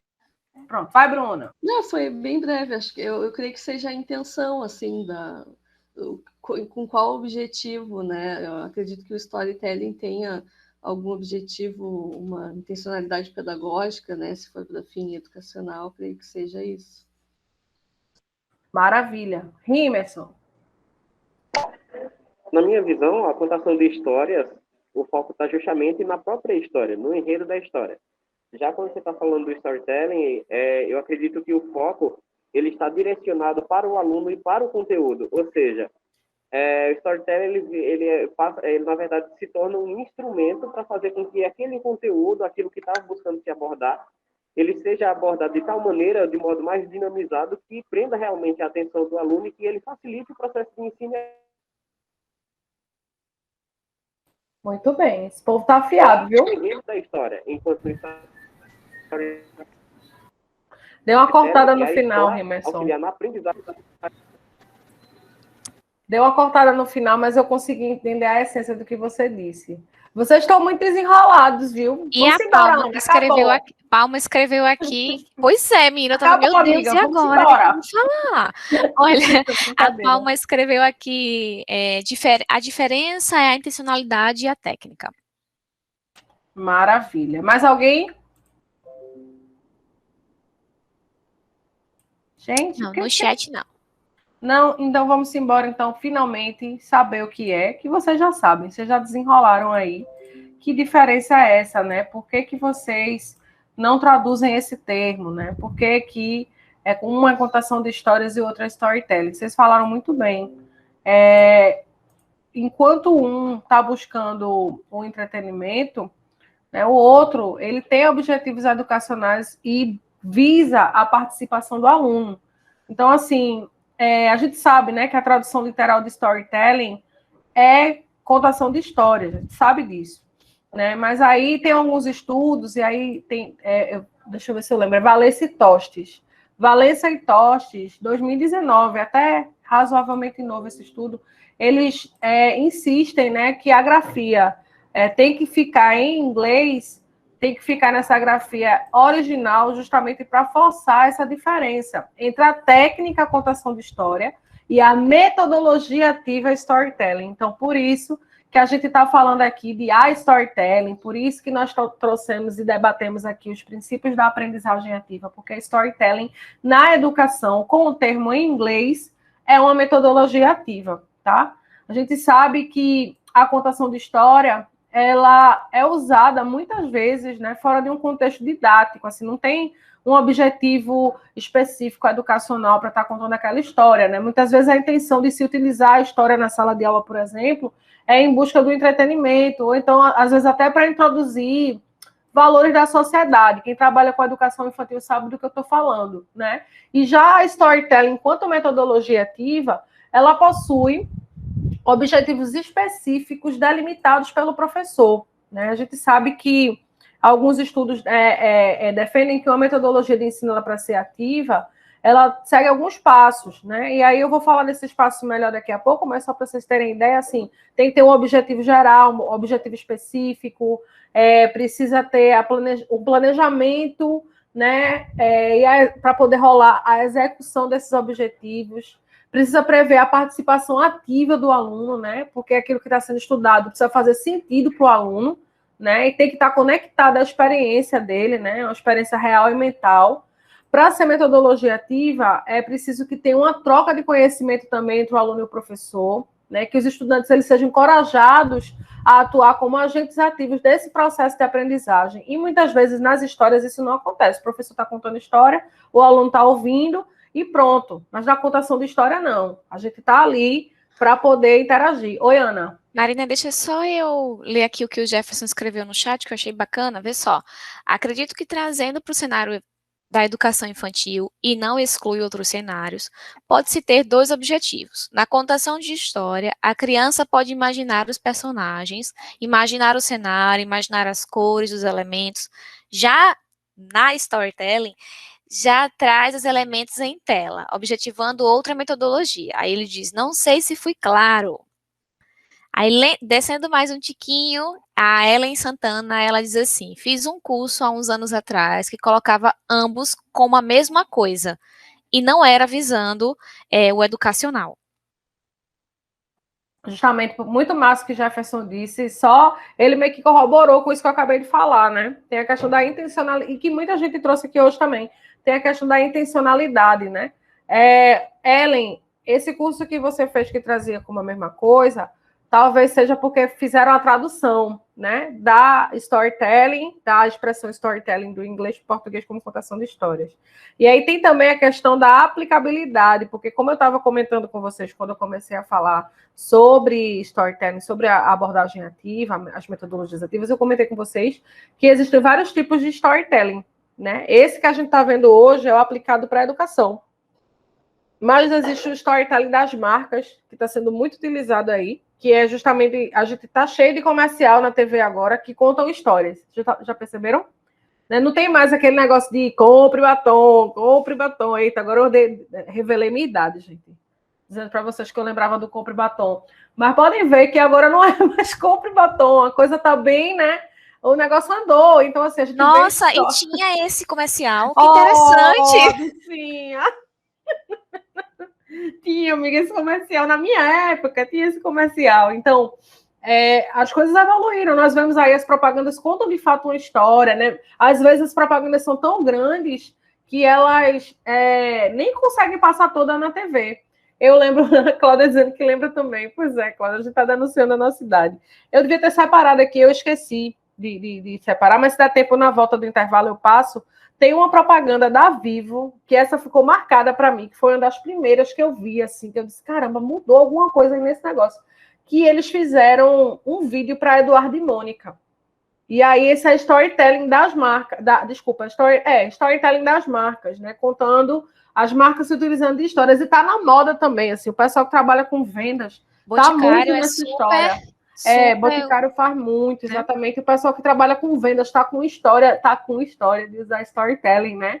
chega para você e conta uma história, você não sabe, eu usei esse produto também. E você costuma gostar de qual tipo de perfume? Eu também, sabe, já trazendo para Boticário. Pode perceber, storytelling está em todo lugar, tá, gente? Mas hoje a gente está falando sobre storytelling na educação, e esse sim tem esses objetivos educacionais bem delimitados e prevê a participação do aluno. E tem uma coisa que eu tinha colocado aqui, mas eu tirei, não sei porquê, que é que essas histórias, né, porque a gente vai precisar, então vocês estão vendo que as duas são diferentes, né, já viram que a storytelling e a contação de histórias tem uma pequena diferença, mas a gente precisa de uma para que a outra exista, e depois eu vou explicar melhor essa frase, mas é importante a gente pensar que quando a gente vai utilizar essa técnica, quando a gente vai utilizar essa metodologia ativa, se eu estou falando de metodologia ativa, eu estou falando de tópicos que são trazidos para dentro do contexto do aluno. Ele precisa fazer sentido na história do aluno para poder ser ativo. E não ia ser diferente com a storytelling, tá? Deixa eu ver o que mais eu tenho aqui para falar com vocês. Eu estava falando da aplicação, né? Como é que acontece essa aplicação, né? Pensando nesses passos para que uma metodologia ela se torne ativa, a gente consegue organizar os passos para a aplicação da storytelling nessas quatro etapas, né? Então, primeiro, decidi trabalhar com storytelling. Vou fazer o quê? Primeiro, eu vou montar o meu plano. O meu plano ele tem que ter uma definição, né, dos objetivos educacionais gerais específicos. Então, o que é que eu quero apresentar com a storytelling, né? Eu vou utilizar essa técnica para quê? Eu vou apresentar conceitos a respeito de um determinado tópico, eu vou exemplificar algo que já foi trabalhado, né? Então, você precisa traçar esses objetivos educacionais gerais específicos. Eu preciso ter um planejamento e execução das atividades. E aí você pensa, né? Como é que eu vou trabalhar essa história, né? Porque eu disse a vocês, né? Uma precisa da outra para existir. A storytelling tem um objetivo educacional traçado, mas ela precisa da contação de história para poder ser colocada em prática, né?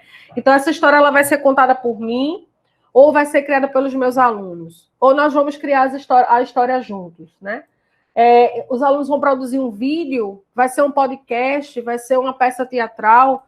Vejam que esse planejamento ele é infinito. Assim, você pode pensar em várias coisas, né, para colocar a storytelling em prática. O terceiro Marina, passo... Oi, amiga. A Cláudia está perguntando, né, se em relação a storytelling, eu posso pensar como um recurso ou como uma metodologia? É uma metodologia ativa. É uma metodologia ativa. Porque ela prevê esses passos aqui que a gente está trazendo, Cláudia, são os passos das metodologias ativas. Todas as metodologias ativas, independente, elas vão ter esses 4 passos aí. Então, por isso que ela é considerada como uma metodologia ativa. Então, tá? dentro do nosso planejamento, né? Dentro do planejamento docente. Então, todos esses passos aí que a Marina está explicando para vocês, eles fazem parte do nosso planejamento semestral, vamos falar assim, né? Lá do sistema que a gente escreve ou digita, de como a gente vai produzir alguma coisa. Então, antes da gente pensar, nessa aula aqui eu vou usar storytelling. Então, para fazer isso, eu preciso desses 4 passozinhos aqui. Massa, pronto. Massa, deixa eu só seguir aqui. Qualquer dúvida é bom que você vai me parando, amiga. A gente nem tinha combinado isso, mas vê como a gente anda em sincronia, né?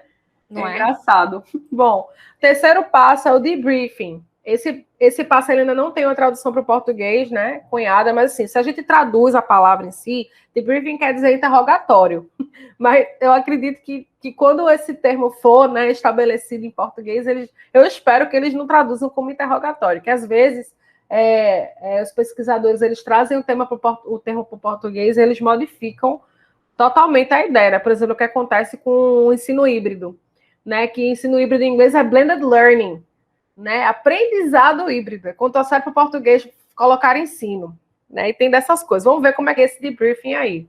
Mas o debriefing tem essa tradução literal para interrogatório, mas é nessa parte em que a gente faz uma análise, que a gente processa ali a avaliação da experiência, né? E aí essa parte de processamento da avaliação da experiência não é para o professor, é para o aluno, tá certo? E ela deve acontecer em cada atividade que você traçar com o storytelling, tá? Aí, no debriefing, por exemplo, você precisa pensar se os alunos eles vão descobrir o conceito, que foi trabalhado quando você utilizou a storytelling, quando você introduziu, sei lá, o tópico que você vai trabalhar com storytelling, se eles vão descobrir sozinhos, se eles vão seguir uma linha de raciocínio, né? É importante que você faça com que os seus alunos pensem, né? Colocar a cabeça do menino para rodar ali. Nunca a gente entrega conceitos prontos de graça, tá? E o quarto passo para se aplicar storytelling, que termina sendo, como eu estava dizendo, os passos de aplicação de qualquer metodologia ativa, é que você precisa fazer uma avaliação final. E aí essa avaliação final pode ser um exercício, pode ser um brainstorming, aquilo que a sua cabeça mandar, tá? E aí vocês devem estar pensando assim, menina, tava tão divertido esse negócio, aí agora a Marina veio com esses 4 passos aí, Jesus, que negócio de minha filha, eu tenho 30 turmas. Ela quer me surtar, né? Ela quer me surtar. Eu tenho mais de 200 alunos, menina, tá doida, é? Meu Jesus amado, como é que é muito difícil isso? Só, gente, que aí eu tô aqui agora para amansar o coração de vocês, rapidinho, que agora, percalços do trabalho remoto, estão tocando a campainha aqui de casa, rapidinho, tá? Vocês vão ouvir uma história daqui a pouco, né, com a Marina, que é uma das histórias que eu acho mais legais que ela conta. Então, quando ela for contar essas histórias, prestem atenção aos elementos que essa história produz e também às sensações que elas trazem para a gente, porque isso vai servir para a nossa discussão já já. Pronto, gente, desculpa, tá? Ainda bem que a gente já preveniu vocês de tudo, só não passou o carro do ovo ainda. Mas o cachorro já latiu, o vizinho já bateu, a gata já pulou aqui, eu já derrubei a gata, tudo já aconteceu. Mas vamos embora. Deixa eu pegar minha linha de raciocínio de novo, amiga, que eu estava falando, sim, eu estava comentando que parecia ser difícil, né? E que parece ser impossível você pensar aquilo tudo para preparar uma aula, quando na verdade é mais fácil do que imagina, né? Essa parte que eu mostrei agora é a parte operacional, né? Aquela parte mais interna, que fica ali no planejamento da aula. Mas quando a gente for para a parte prática, né, para colocar a aula em prática ali para os nossos alunos, a gente vai precisar da técnica contação de histórias, para poder colocar tudo aquilo que eu mostrei, né, na mesa ali, para os alunos verem, né? E aí, como eu estou dizendo, vocês devem estar pensando, meu Deus, que difícil, eu não tenho criatividade, né? Mas aí eu vou fazer o seguinte, eu vou contar um exemplo para vocês agora, para vocês verem que é mais fácil do que vocês imaginam, tá? Só que para isso eu vou precisar da colaboração de vocês. Vocês estão vendo essa moto aí, essa foto. Cadê? Deixa eu ver, ela está comentando aqui, tem uma professora que qualquer metodologia que ela usava fazia um momento de reflexão. Qual era o objetivo hoje, que trabalhei, os objetivos foram alcançados, incrível que dava certo. Ela já estava baseada, Ellen, na abordagem ativa. Por isso que a gente começou hoje cedo falando para vocês que é antigão, né? Até acho que foi Palma que comentou com a gente, que Paulo Freire já falava aí, pedagogia da autonomia, minha gente, é metodologia ativa pura, sem ele usar o nome, né? E aí tem vários outros autores aí que trazem essa ideia do aluno mais autônomo. E você enxerga os passos, né? A autonomia do aluno, estimular pelo contexto, todos esses processos, a gente vê os passos bem direitinho. Veio trazer esse nome de metodologias inovadoras, metodologias ativas, aprendizagem ativa, agora, né? Mas isso aí a gente já conversava sobre isso antes. E muitos de nós já fazemos, né? Nas escolas. Deixa eu ver aqui que a Bruna escreveu. Muito legal mesmo. No livro Gamification tem umas perguntas ao final de cada capítulo que nos faz refletir sobre o que foi estudado. Tá vendo só que massa? Ô, Bruna, como é o nome desse livro? Bota aí o nome do livro pra gente. Vai que alguém tem um PDF. Se alguém tiver o PDF, já posta aqui. Tá bem assim. Vou botar aqui para vocês. Maravilha, obrigada, querida. Pronto, então, ó, eu vou fazer o seguinte, agora eu vou precisar da colaboração de vocês, tá? Eu vou contar essa história para vocês. E aí, essa história, ela tem 2 versões, tá? E aí eu quero que vocês, como a Ana estava já adiantando enquanto eu estava gritando para o meu marido atender a porta, que vocês prestem bastante atenção, porque no final eu vou fazer algumas perguntas para vocês a respeito das 2 versões da história, tá? E aí vocês vão fingir que vocês são os meus alunos do ensino médio, tá bom? Embora que tá bem parecido, né? Tá o pessoal com a câmera fechada, o povo meu... Não, tá não, vocês participam. Eu tô sendo malvada agora nessa comparação, tá não? Foi malvadeza. Vocês conversam com a gente, é diferente. Os meninos deixam a gente no vácuo a manhã toda, se deixar, né? mas vocês estão participando. Vocês vão fingir que são meus alunos, tá certo, do primeiro ano, e aí eu só vou dar essa informação para vocês, tá? E depois a gente vai construindo aí as outras coisas. Olha aí, a Bruna colocou para a gente, ó, como criar experiências de aprendizagem engajadoras. Que massa, eu não conhecia esse não, hein? E ela mesma já colocou o link, mas é o link no Google Books. Ai, tá ótimo, menina. Valeu, mas o livro tá quase todo aqui. O livro tá todo aqui no Google Books. Nesse pois é, arrasou. Bruna, arrasou, viu, querida? Muito obrigada, gente. Tá vendo vocês? Estou felicíssima aqui. Obrigada, viu? Pronto, vou contar a história, prestem atenção, tá certo? Que quando eu terminar, eu vou fazer algumas perguntas para vocês aí a respeito dessas histórias, tá? Então, vamos lá. Essa que vocês estão vendo na foto é a minha... Só um contexto rápido, né? Vocês estão vendo na foto aí. É a minha moto, né? Eu tive essa moto durante vários anos e o nome dela era Amy Winehouse. Eu tenho o costume de colocar nome nas minhas coisas. E aí o nome dela era Amy Winehouse porque tinha uma brincadeira aqui em casa, na minha família, né? Que todo mundo tinha moto na época. E na época que a gasolina ainda era barata, a Marina não politiza as coisas, mas enfim. Na época que a gasolina era barata, eu gastava 30 reais para encher o tanque dessa moto no mês. E assim, isso era um absurdo. Porque meu pai, meu cunhado gastava, sei lá, 10 reais, 15 reais, né? E a pessoa gastava 30, era muito dinheiro. Por isso que o nome dela era Amy Winehouse. Esse é o contexto geral. Vou contar agora a primeira versão da história para vocês. Muitos anos atrás, amiga. Vixe, eu tô aqui só para denunciar a minha idade. Mas vamos lá. Primeira versão, tá? Eu costumava trabalhar, precisar da minha moto para trabalhar, porque o trânsito de Recife, né? Para quem não conhece Recife, é um trânsito caótico.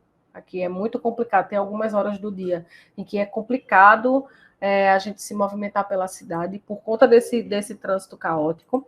E eu precisava dessa moto, né? E tem uma avenida chamada Agamenon Magalhães, aqui em Recife, que é uma das avenidas mais movimentadas da cidade. 5 da tarde, gente, é impraticável passar por essa avenida, e ela é enorme, sabe? E eu estava lá na Agamenon Magalhães, andando, né, com a minha moto. Eu era uma pessoa, assim, muito consciente. Eu não tenho mais moto, não tenho mais coragem nem psicológico para andar de moto, mas eu gostava muito na época. E aí eu estava, né, com a minha moto, andando certa, né, na maneira correta, conforme o Código Nacional de Trânsito, né, ocupando o espaço de um carro. De verdade, eu andava desse jeito.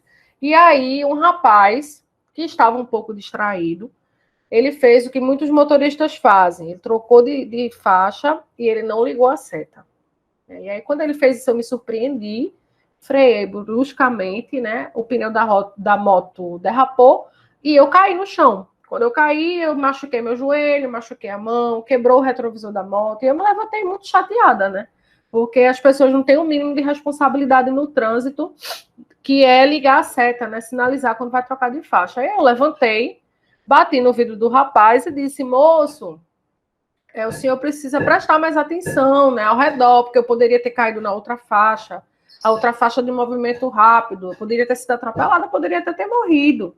Então, por favor, tenha mais atenção no trânsito. Eu falei, mas não falei com essa voz. Eu estava chateada, eu falei um pouquinho brusca, se for um pouquinho, né, ríspida, mas falei com ele, né, e aí ele foi embora e eu fiquei lá tentando me recompor para voltar para casa.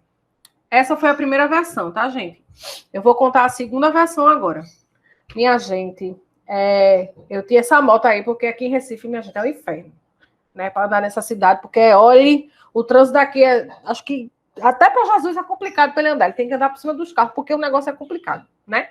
E aí, eu precisava dessa moto para trabalhar, porque senão não conseguia andar para canto nenhum. E um dia eu estava nessa avenida daqui de Recife, que é a Agamenon Magalhães, que é uma das avenidas assim, mais complicada assim, de andar, é muito carro, é muita coisa. 5 horas da tarde, minha gente, ninguém passa, é o ó. E aí eu tava lá, eu andava até direitinho, eu era uma motoqueira que andava direitinho, minha gente. Eu costumava andar de acordo com o Detran, né? Com o que o Detran diz ali, o código de trânsito ali, né? Ocupando o espaço do carro, bem direitinho. E aí um homem que, né, não tava prestando atenção, porque eu não sei o que é que tem motorista, minha gente, que não presta atenção, não sabe ligar uma porcaria numa seta quando vai mudar de faixa, né? Esse triste, ele pegou, minha gente, trocou de faixa, sem ligar a seta. Aí eu me assustei, porque foi muito rápido. E aí, quando eu me achei, eu freiei assim, rapidamente, e o pneu da moto derrapou. Eu levei um baque, entendeu? Caí no chão, ralei o joelho, ralei a mão, quebrou o retrovisor da moto. Minha gente, eu fiquei muito arretada. Viu? Olha, eu me levantei, olha, mas eu me levantei. Eu bati no vidro desse homem assim, ó. Bati e fiz, filho da égua, presta atenção, infeliz dos infernos, tá cego, caceta. Tu não viu não que eu tava aqui? Não, podia ter caído, podia ter morrido, podia ter caído na outra faixa que é rápida, triste. Se eu tivesse morrido, tu ia fazer o quê? Nada. Presta atenção. O homem não ligou, né, minha gente? Olhou pra mim com cara de... e foi-se embora. E eu fiquei lá tentando me recuperar. Pronto. Ellen tá dizendo que a segunda versão é sem cortes. É sem cortes. Para DVD, é a versão estendida. Massa. As cenas pós-créditos. Vejam só, eu contei a história para vocês e eu quero saber agora. Lembra que eu falei para vocês que eu ia fazer algumas perguntas, né? A respeito dessa versão, das duas versões, né? Que eu trouxe para vocês. Primeiro, cadê, gente? Eu tô perdida aqui nas telas.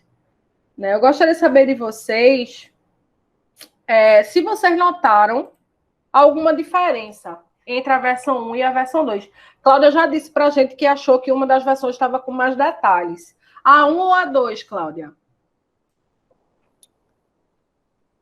A 2. A 2 tinha mais detalhes. Certo. Gente, tinha alguma diferença entre as duas versões? A 2 tinha mais detalhes. O que mais? A 2 é mais... Ellen botou que a 2 é mais emotiva. Bruna colocou que a diferença também está no vocabulário. Aí Fernanda colocou que a emoção tá na segunda. A emoção tá na segunda. Ai, boa. Deixa eu ver. Que mais que eu possa perguntar? Me digam quais...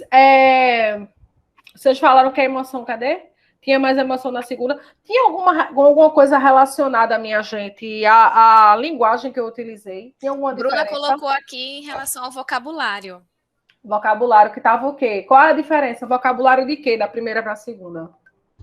Mais informal, mais informal, né? Francisco está dizendo que a segunda é um exemplo perfeito do vocabulário pernambucano.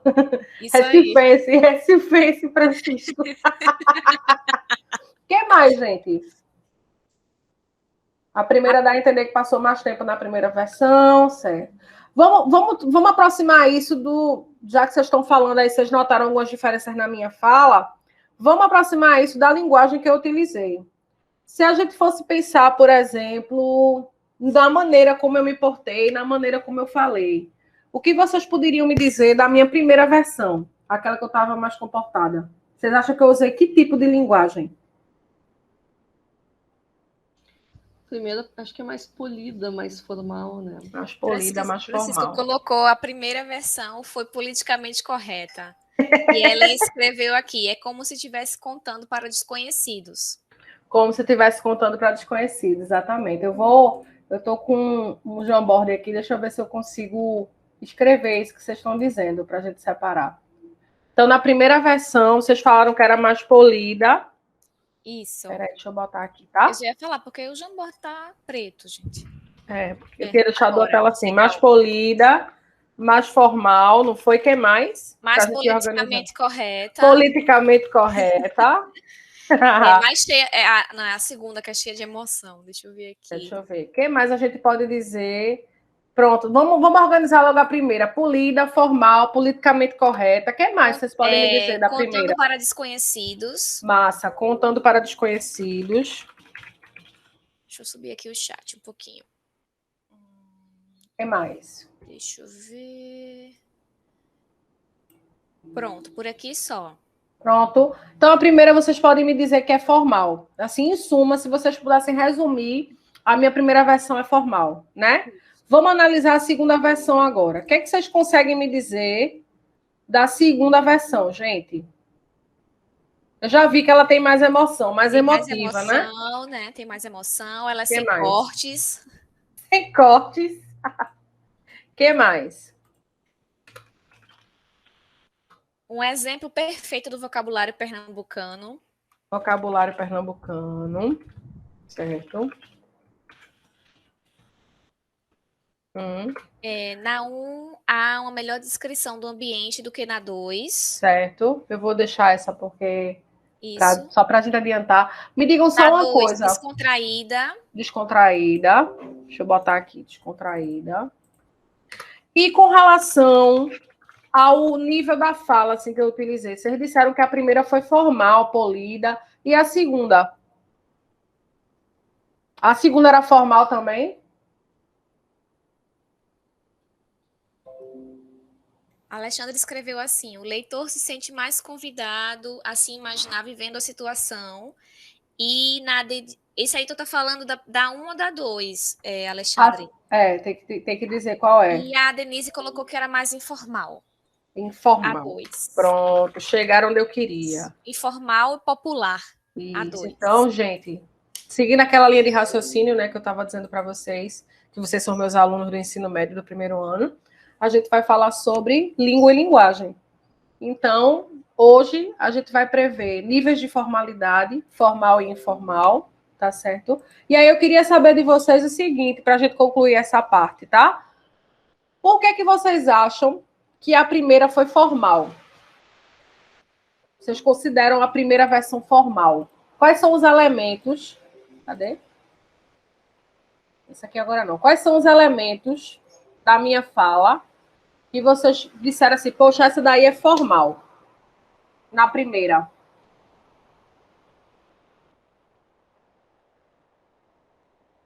Mais contida. O que mais? Tom de voz e vocabulário. A Palma falou. Tom de voz, vocabulário. Vocabulário, que tipo de vocabulário eu usei, gente? Qual foi o tipo de vocabulário que eu usei? Para ser formal. Norma culta, pronto. Sempre... Aí tá vendo? Sempre chega. Apertando então, aí. Chega. Muito bem, ó. Norma culta.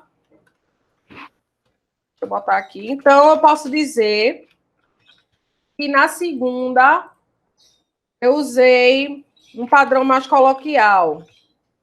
Não é? Vocês concordam? Então, gente, pronto. Eu vou encerrar essa parte e vir obrigada, meus alunos do primeiro ano do ensino médio. Essa aula é uma aula sobre língua e linguagem. E aí os termos que são trabalhados nessa aula são os níveis de formalidade. E aí a gente levanta, né?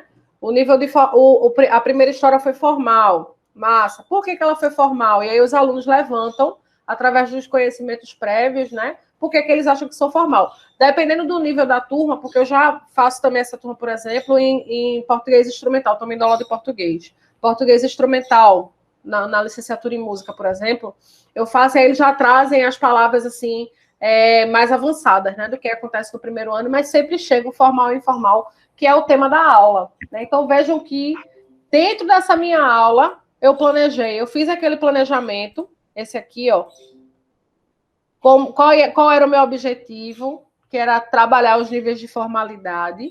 Eu planejei e executei a atividade. Eu planejei essa história, escrevi essa história e contei. Apesar de que ela é real, essa história aconteceu de verdade comigo. Eu separei essa história para contar. Deixa eu voltar aqui para o outro slide que eu estava pensando, que eu estava mostrando para vocês. Eu planejei a história, planejei os elementos com cuidado que eu utilizaria, né? Na história 1, na história 2. Eu fiz o debriefing. O debriefing foi essa parte que eu conversei com vocês. E aí, gente? De nada, professora. É bem assim, Ellen. Eu conversei com vocês e perguntei assim, e aí, gente? O que é que teve na história? E vocês foram me dizendo, vocês foram avaliando os elementos da história, me contando. Faltou só a avaliação final, que aí, seguindo a aula, né, ia ter uma discussão e depois a gente faria uma avaliação que poderia ser qualquer coisa. Então, para vocês verem que a gente já faz isso, né? A gente só não dá os nomes. Oi, Cláudia. Para quebrar o gelo, eu gostaria de saber, você se portou na realidade na versão 1 ou 2? O que é que vocês acham? O que é que vocês acham? Faz a enquete até o final. Vamos abrir um Mentiminter. Comportamento de Marina, versão 1 ou versão 2? Olhando Marina, academicamente correta, né, que está aqui, né, falando com vocês academicamente, politicamente, desde o início dessa oficina. Qual que vocês acham que foi a versão verdadeira? Gente, pronto, eu vou aproveitar o gelo que a Cláudia quebrou para contar. Eu dei um baile nesse homem. Aqui em Recife, a gente diz baile. baile não é uma coisa boa, não. Se você levar um baile, eu vou dar um baile em você, corra. Porque você vai ser esculhambado. E entendeu? olha que Marina tá falando bonitinho, hein? Tô Baile. bem comportada. Porque, assim, na minha community, é baile, viu? É baile. Você vai levar um baile agora. É baile. Vou dar um baile em você. Eu dei um baile nesse homem. É baile, né? Na linguagem informal. Eu dei um baile nesse homem, que eu acho que ele pensou, ou ela tá armada, ou ela é doida. Porque eu fiquei muito revoltada, gente. Eu me arranhei todinha, quebrou o retrovisor da moto, porque o cara tava no celular. Tava no celular e foi trocar de faixa sem olhar. Pois é, Cláudia, foi a segunda versão, a verdadeira. Bom, eu já tinha minhas dúvidas. Eu não tinha dúvida. Só queria ter certeza, né? Isso. Mas fica aqui o questionamento. Alguém agiria da maneira 1? É verdade. Boa, Ana. Né? Alguém agiria da maneira 1, gente. Não sei aí. Fechar com a cara da pessoa. Gente, Sejamos sinceros. A gente tá andando aqui para tirar um intervalo daqui a pouco, tá? Para a gente fazer o nosso coffee break em casa. Mas aí, só para a gente sistematizar isso, eu mostrei para vocês os elementos da aprendizagem ativa presentes na minha aula. E agora eu quero levar vocês a pensarem a respeito dos elementos da contação de história. Eu mostrei os elementos da storytelling que eu utilizei, né? Os passos, vocês viram aí, visualizaram. E agora eu quero que vocês me ajudem a pensar sobre os elementos da contação de história, né? Antes do Era Uma Vez, antes da gente contar uma história, e aí eu digo mais uma vez, quem é professor de educação infantil que está aqui sabe, se quiser contribuir também com a gente, fica à vontade. Se tiver algum contador de história também sabe disso aí, mas a gente achou importante trazer, porque nós sabemos que nem todo mundo é professor de infantil ou fez curso de contação de história, né? Então é importante a gente saber que existe um sistema por trás dessa história que a gente conta, né? Então tem uma situação inicial, né, na qual a gente apresenta os personagens e o espaço. Vocês viram que eu mostrei a foto para vocês de Amy.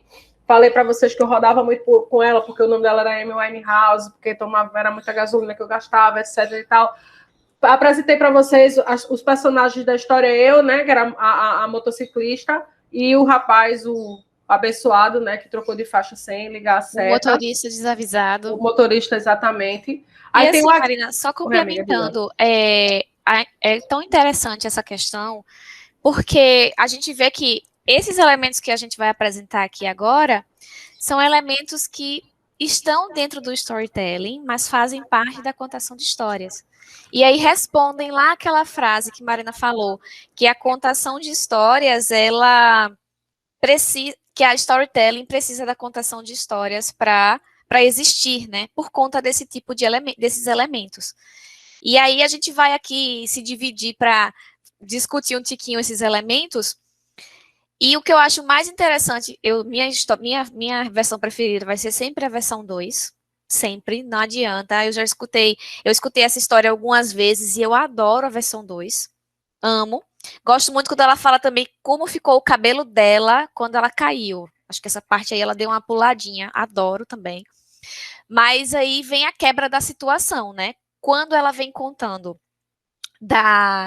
que anda direitinho no ônibus, na moto, respeitando todas as leis de trânsito, andando como se fosse um carro. E aí é quando que ocorre algum acontecimento que modifica toda aquela situação que ela está vivendo, né?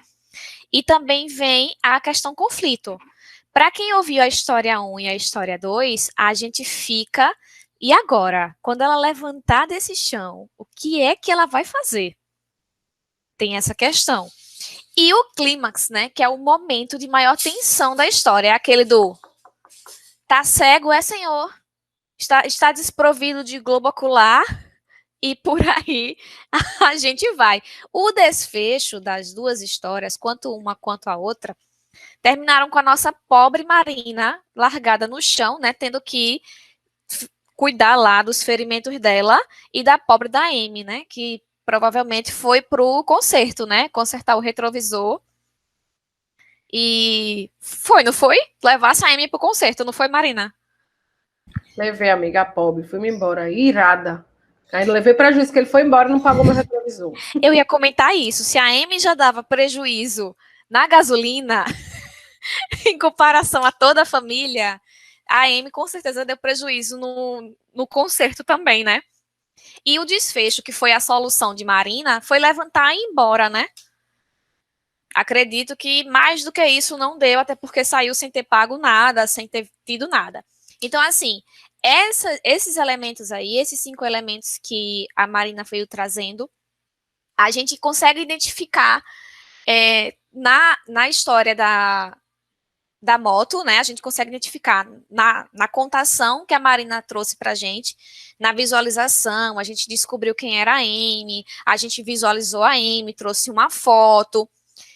E aí a storytelling está aqui para, quando foi na hora da discussão ali, do debriefing, a gente descobriu de fato qual era a intenção de Marina com essa contação de história, né? A gente descobriu que por trás disso tinha ali um assunto de português, de língua portuguesa, um assunto sobre linguagem formal e informal. Então é isso que a storytelling ela traz. Ela se utiliza, sim, dos recursos da contação de história, mas nós, que somos os professores, estamos ali por trás do planejamento para especificar diretamente o que é que a gente quer com aquilo tudo, né? Pode passar, amiga. E aí, né, para a gente ir para o nosso coffee, né? Eu vou botar tea break, porque eu não bebo café, então eu vou beber meu chá. O que é que vocês acham que não pode faltar em uma história? Marina colocou aí o link do Padlet para a gente colocar. Deixa eu ver aqui que eu acho que a Ellen falou alguma coisa. Deixa eu ler aqui, peraí, deixa eu abrir aqui. Ellen colocou assim: quando eu penso em usar uma metodologia ativa no nível da storytelling, fico com medo de me perder durante a aula e acabar com todo o processo. Como evitar isso e quais as outras ações dentro dessa metodologia que não devemos fazer ao usá-la? Excelente pergunta. Excelente pergunta. Eu acho que a gente vai construir, antes da aula, todos nós, né, enquanto professores, a gente constrói. Gente, desculpa, tá? O meu vizinho, ele começou a obra dele. Vocês estão ouvindo aí? Faz de conta que é a trilha sonora, né, da história que eu tô contando para vocês. A gente consegue fazer isso, Ellen, quando a gente consegue amarrar o nosso planejamento direitinho e fazer o debriefing, como a Marina fez. Ela conseguiu trazer a gente para dentro da história a todo momento. E vocês podiam perceber, quando a gente saía um pouquinho, por exemplo, a segunda história foi cheia de emoção, ela dava aquela forçadinha ali a mais para que a gente conseguisse chegar e alcançar o objetivo da aula, né, que era discutir entre o formal e o informal. Existem também... Pode falar, Marina. Pronto, eu ia dizer só, amiga, era que é para falar que a chave é o planejamento. Nessa linha de raciocínio que você está dizendo, Ana, a gente precisa se programar bem. É por isso que eu disse, né, brinquei com vocês no começo, que a gente sabe que não é fácil, né? Até a Ana falou, nós não estamos aqui para passar uma fórmula pronta da felicidade. Nós estamos aqui para propor uma reflexão mesmo de vocês acerca da prática do dia a dia e propor também uma adaptação de repente, né? Se você não consegue fazer tudo, você conseguir tentar adaptar para o seu contexto, sabe? Mas a chave é planejamento, Ellen. É a chave, assim, para que dá certo, sabe? Mas aí o planejamento é o X, porque não dá para você chegar na sala, vou contar uma história aqui. Não tem como, porque você precisa aproximar essa história da realidade dos seus alunos, porque você está lidando com aprendizagem ativa. Eu esqueci de comentar, vou aproveitar que eu estou te interrompendo, Ana, já só para devolver tua fala, que essa questão de aproximar a realidade dos alunos é muito importante. Por que eu escolhi contar essa história da minha moto para apresentar a formal e informal? Eu trabalho numa cidade aqui de Pernambuco chamada Belo Jardim, que fica no Agreste. E Belo Jardim não é uma cidade muito grande, fica próxima de Caruaru, e lá é muita moto. Então, assim, os meus alunos vão para a escola de moto, eles andam, a vida deles é em cima da moto, porque como é no interior, né, os meninos de 15, 16 anos não têm habilitação, mas tem moto. Então, eu escolhi falar da moto propositalmente, porque para poder aproximar a minha história da realidade deles. Isso aí é uma coisa que a gente não pode esquecer. Mas vai, amiga, pode continuar. Exatamente, é isso aí. Pode falar, Ju. Levantou a mão, pode falar. Quero agradecer. É maravilhoso, mas agora eu tenho um compromisso, porque faleceu a mãe de uma amiga que trabalhou comigo, que é professora da minha neta. E ela também, a filha também trabalhou comigo, e eu preciso ir agora no velório dela, porque daqui a pouco. Ai, amei, amei. Muito obrigada. Foi Tudo bom bem, Ju, demais. tudo bem. E depois eu vou rever o restante lá na página. Isso. A gente vai disponibilizar também os nossos e-mails. Fiquem à vontade para mandar uma mensagem ou qualquer tipo de material. A gente está nessa troca ainda, tá? Tá certo, tá certo. Também o meu, tá? Beijo, Ju. Foi um prazer te conhecer. Foi um prazer. Tchau, tchau. Uma pena, mas é uma Tudo bem, Ju. não Não te poderia aperreia. deixar de ir, tá bom? Tá Um joia. abraço, bom trabalho. Obrigada. Tchau, tchau. Obrigadinha. Tchau. Pronto, Ellen. Aí a Marina, ela deu essa explicação do contexto e eu também vou trazer um pouquinho para o meu, né? Eu trabalho com pessoas surdas. E aí o meu contexto também é trazer elementos visuais quando eu estou querendo trabalhar storytelling dentro da minha sala de aula. E aí com diversos tipos de suporte, né, visoespacial, e também fazendo esse debrief de fazer as perguntas certas, direcionando para os momentos certos. A chave do negócio é o planejamento, né? O planejamento é pop. Lá vai eu, né, falar de agro também. Vamos lá. Esquece esse assunto. O que vocês acham que não pode faltar em uma história? Então, a gente disponibilizou aí o Padlet, tá no link. Algumas pessoas já colocaram clímax, né, desfecho, cenário, enredo, narrativa.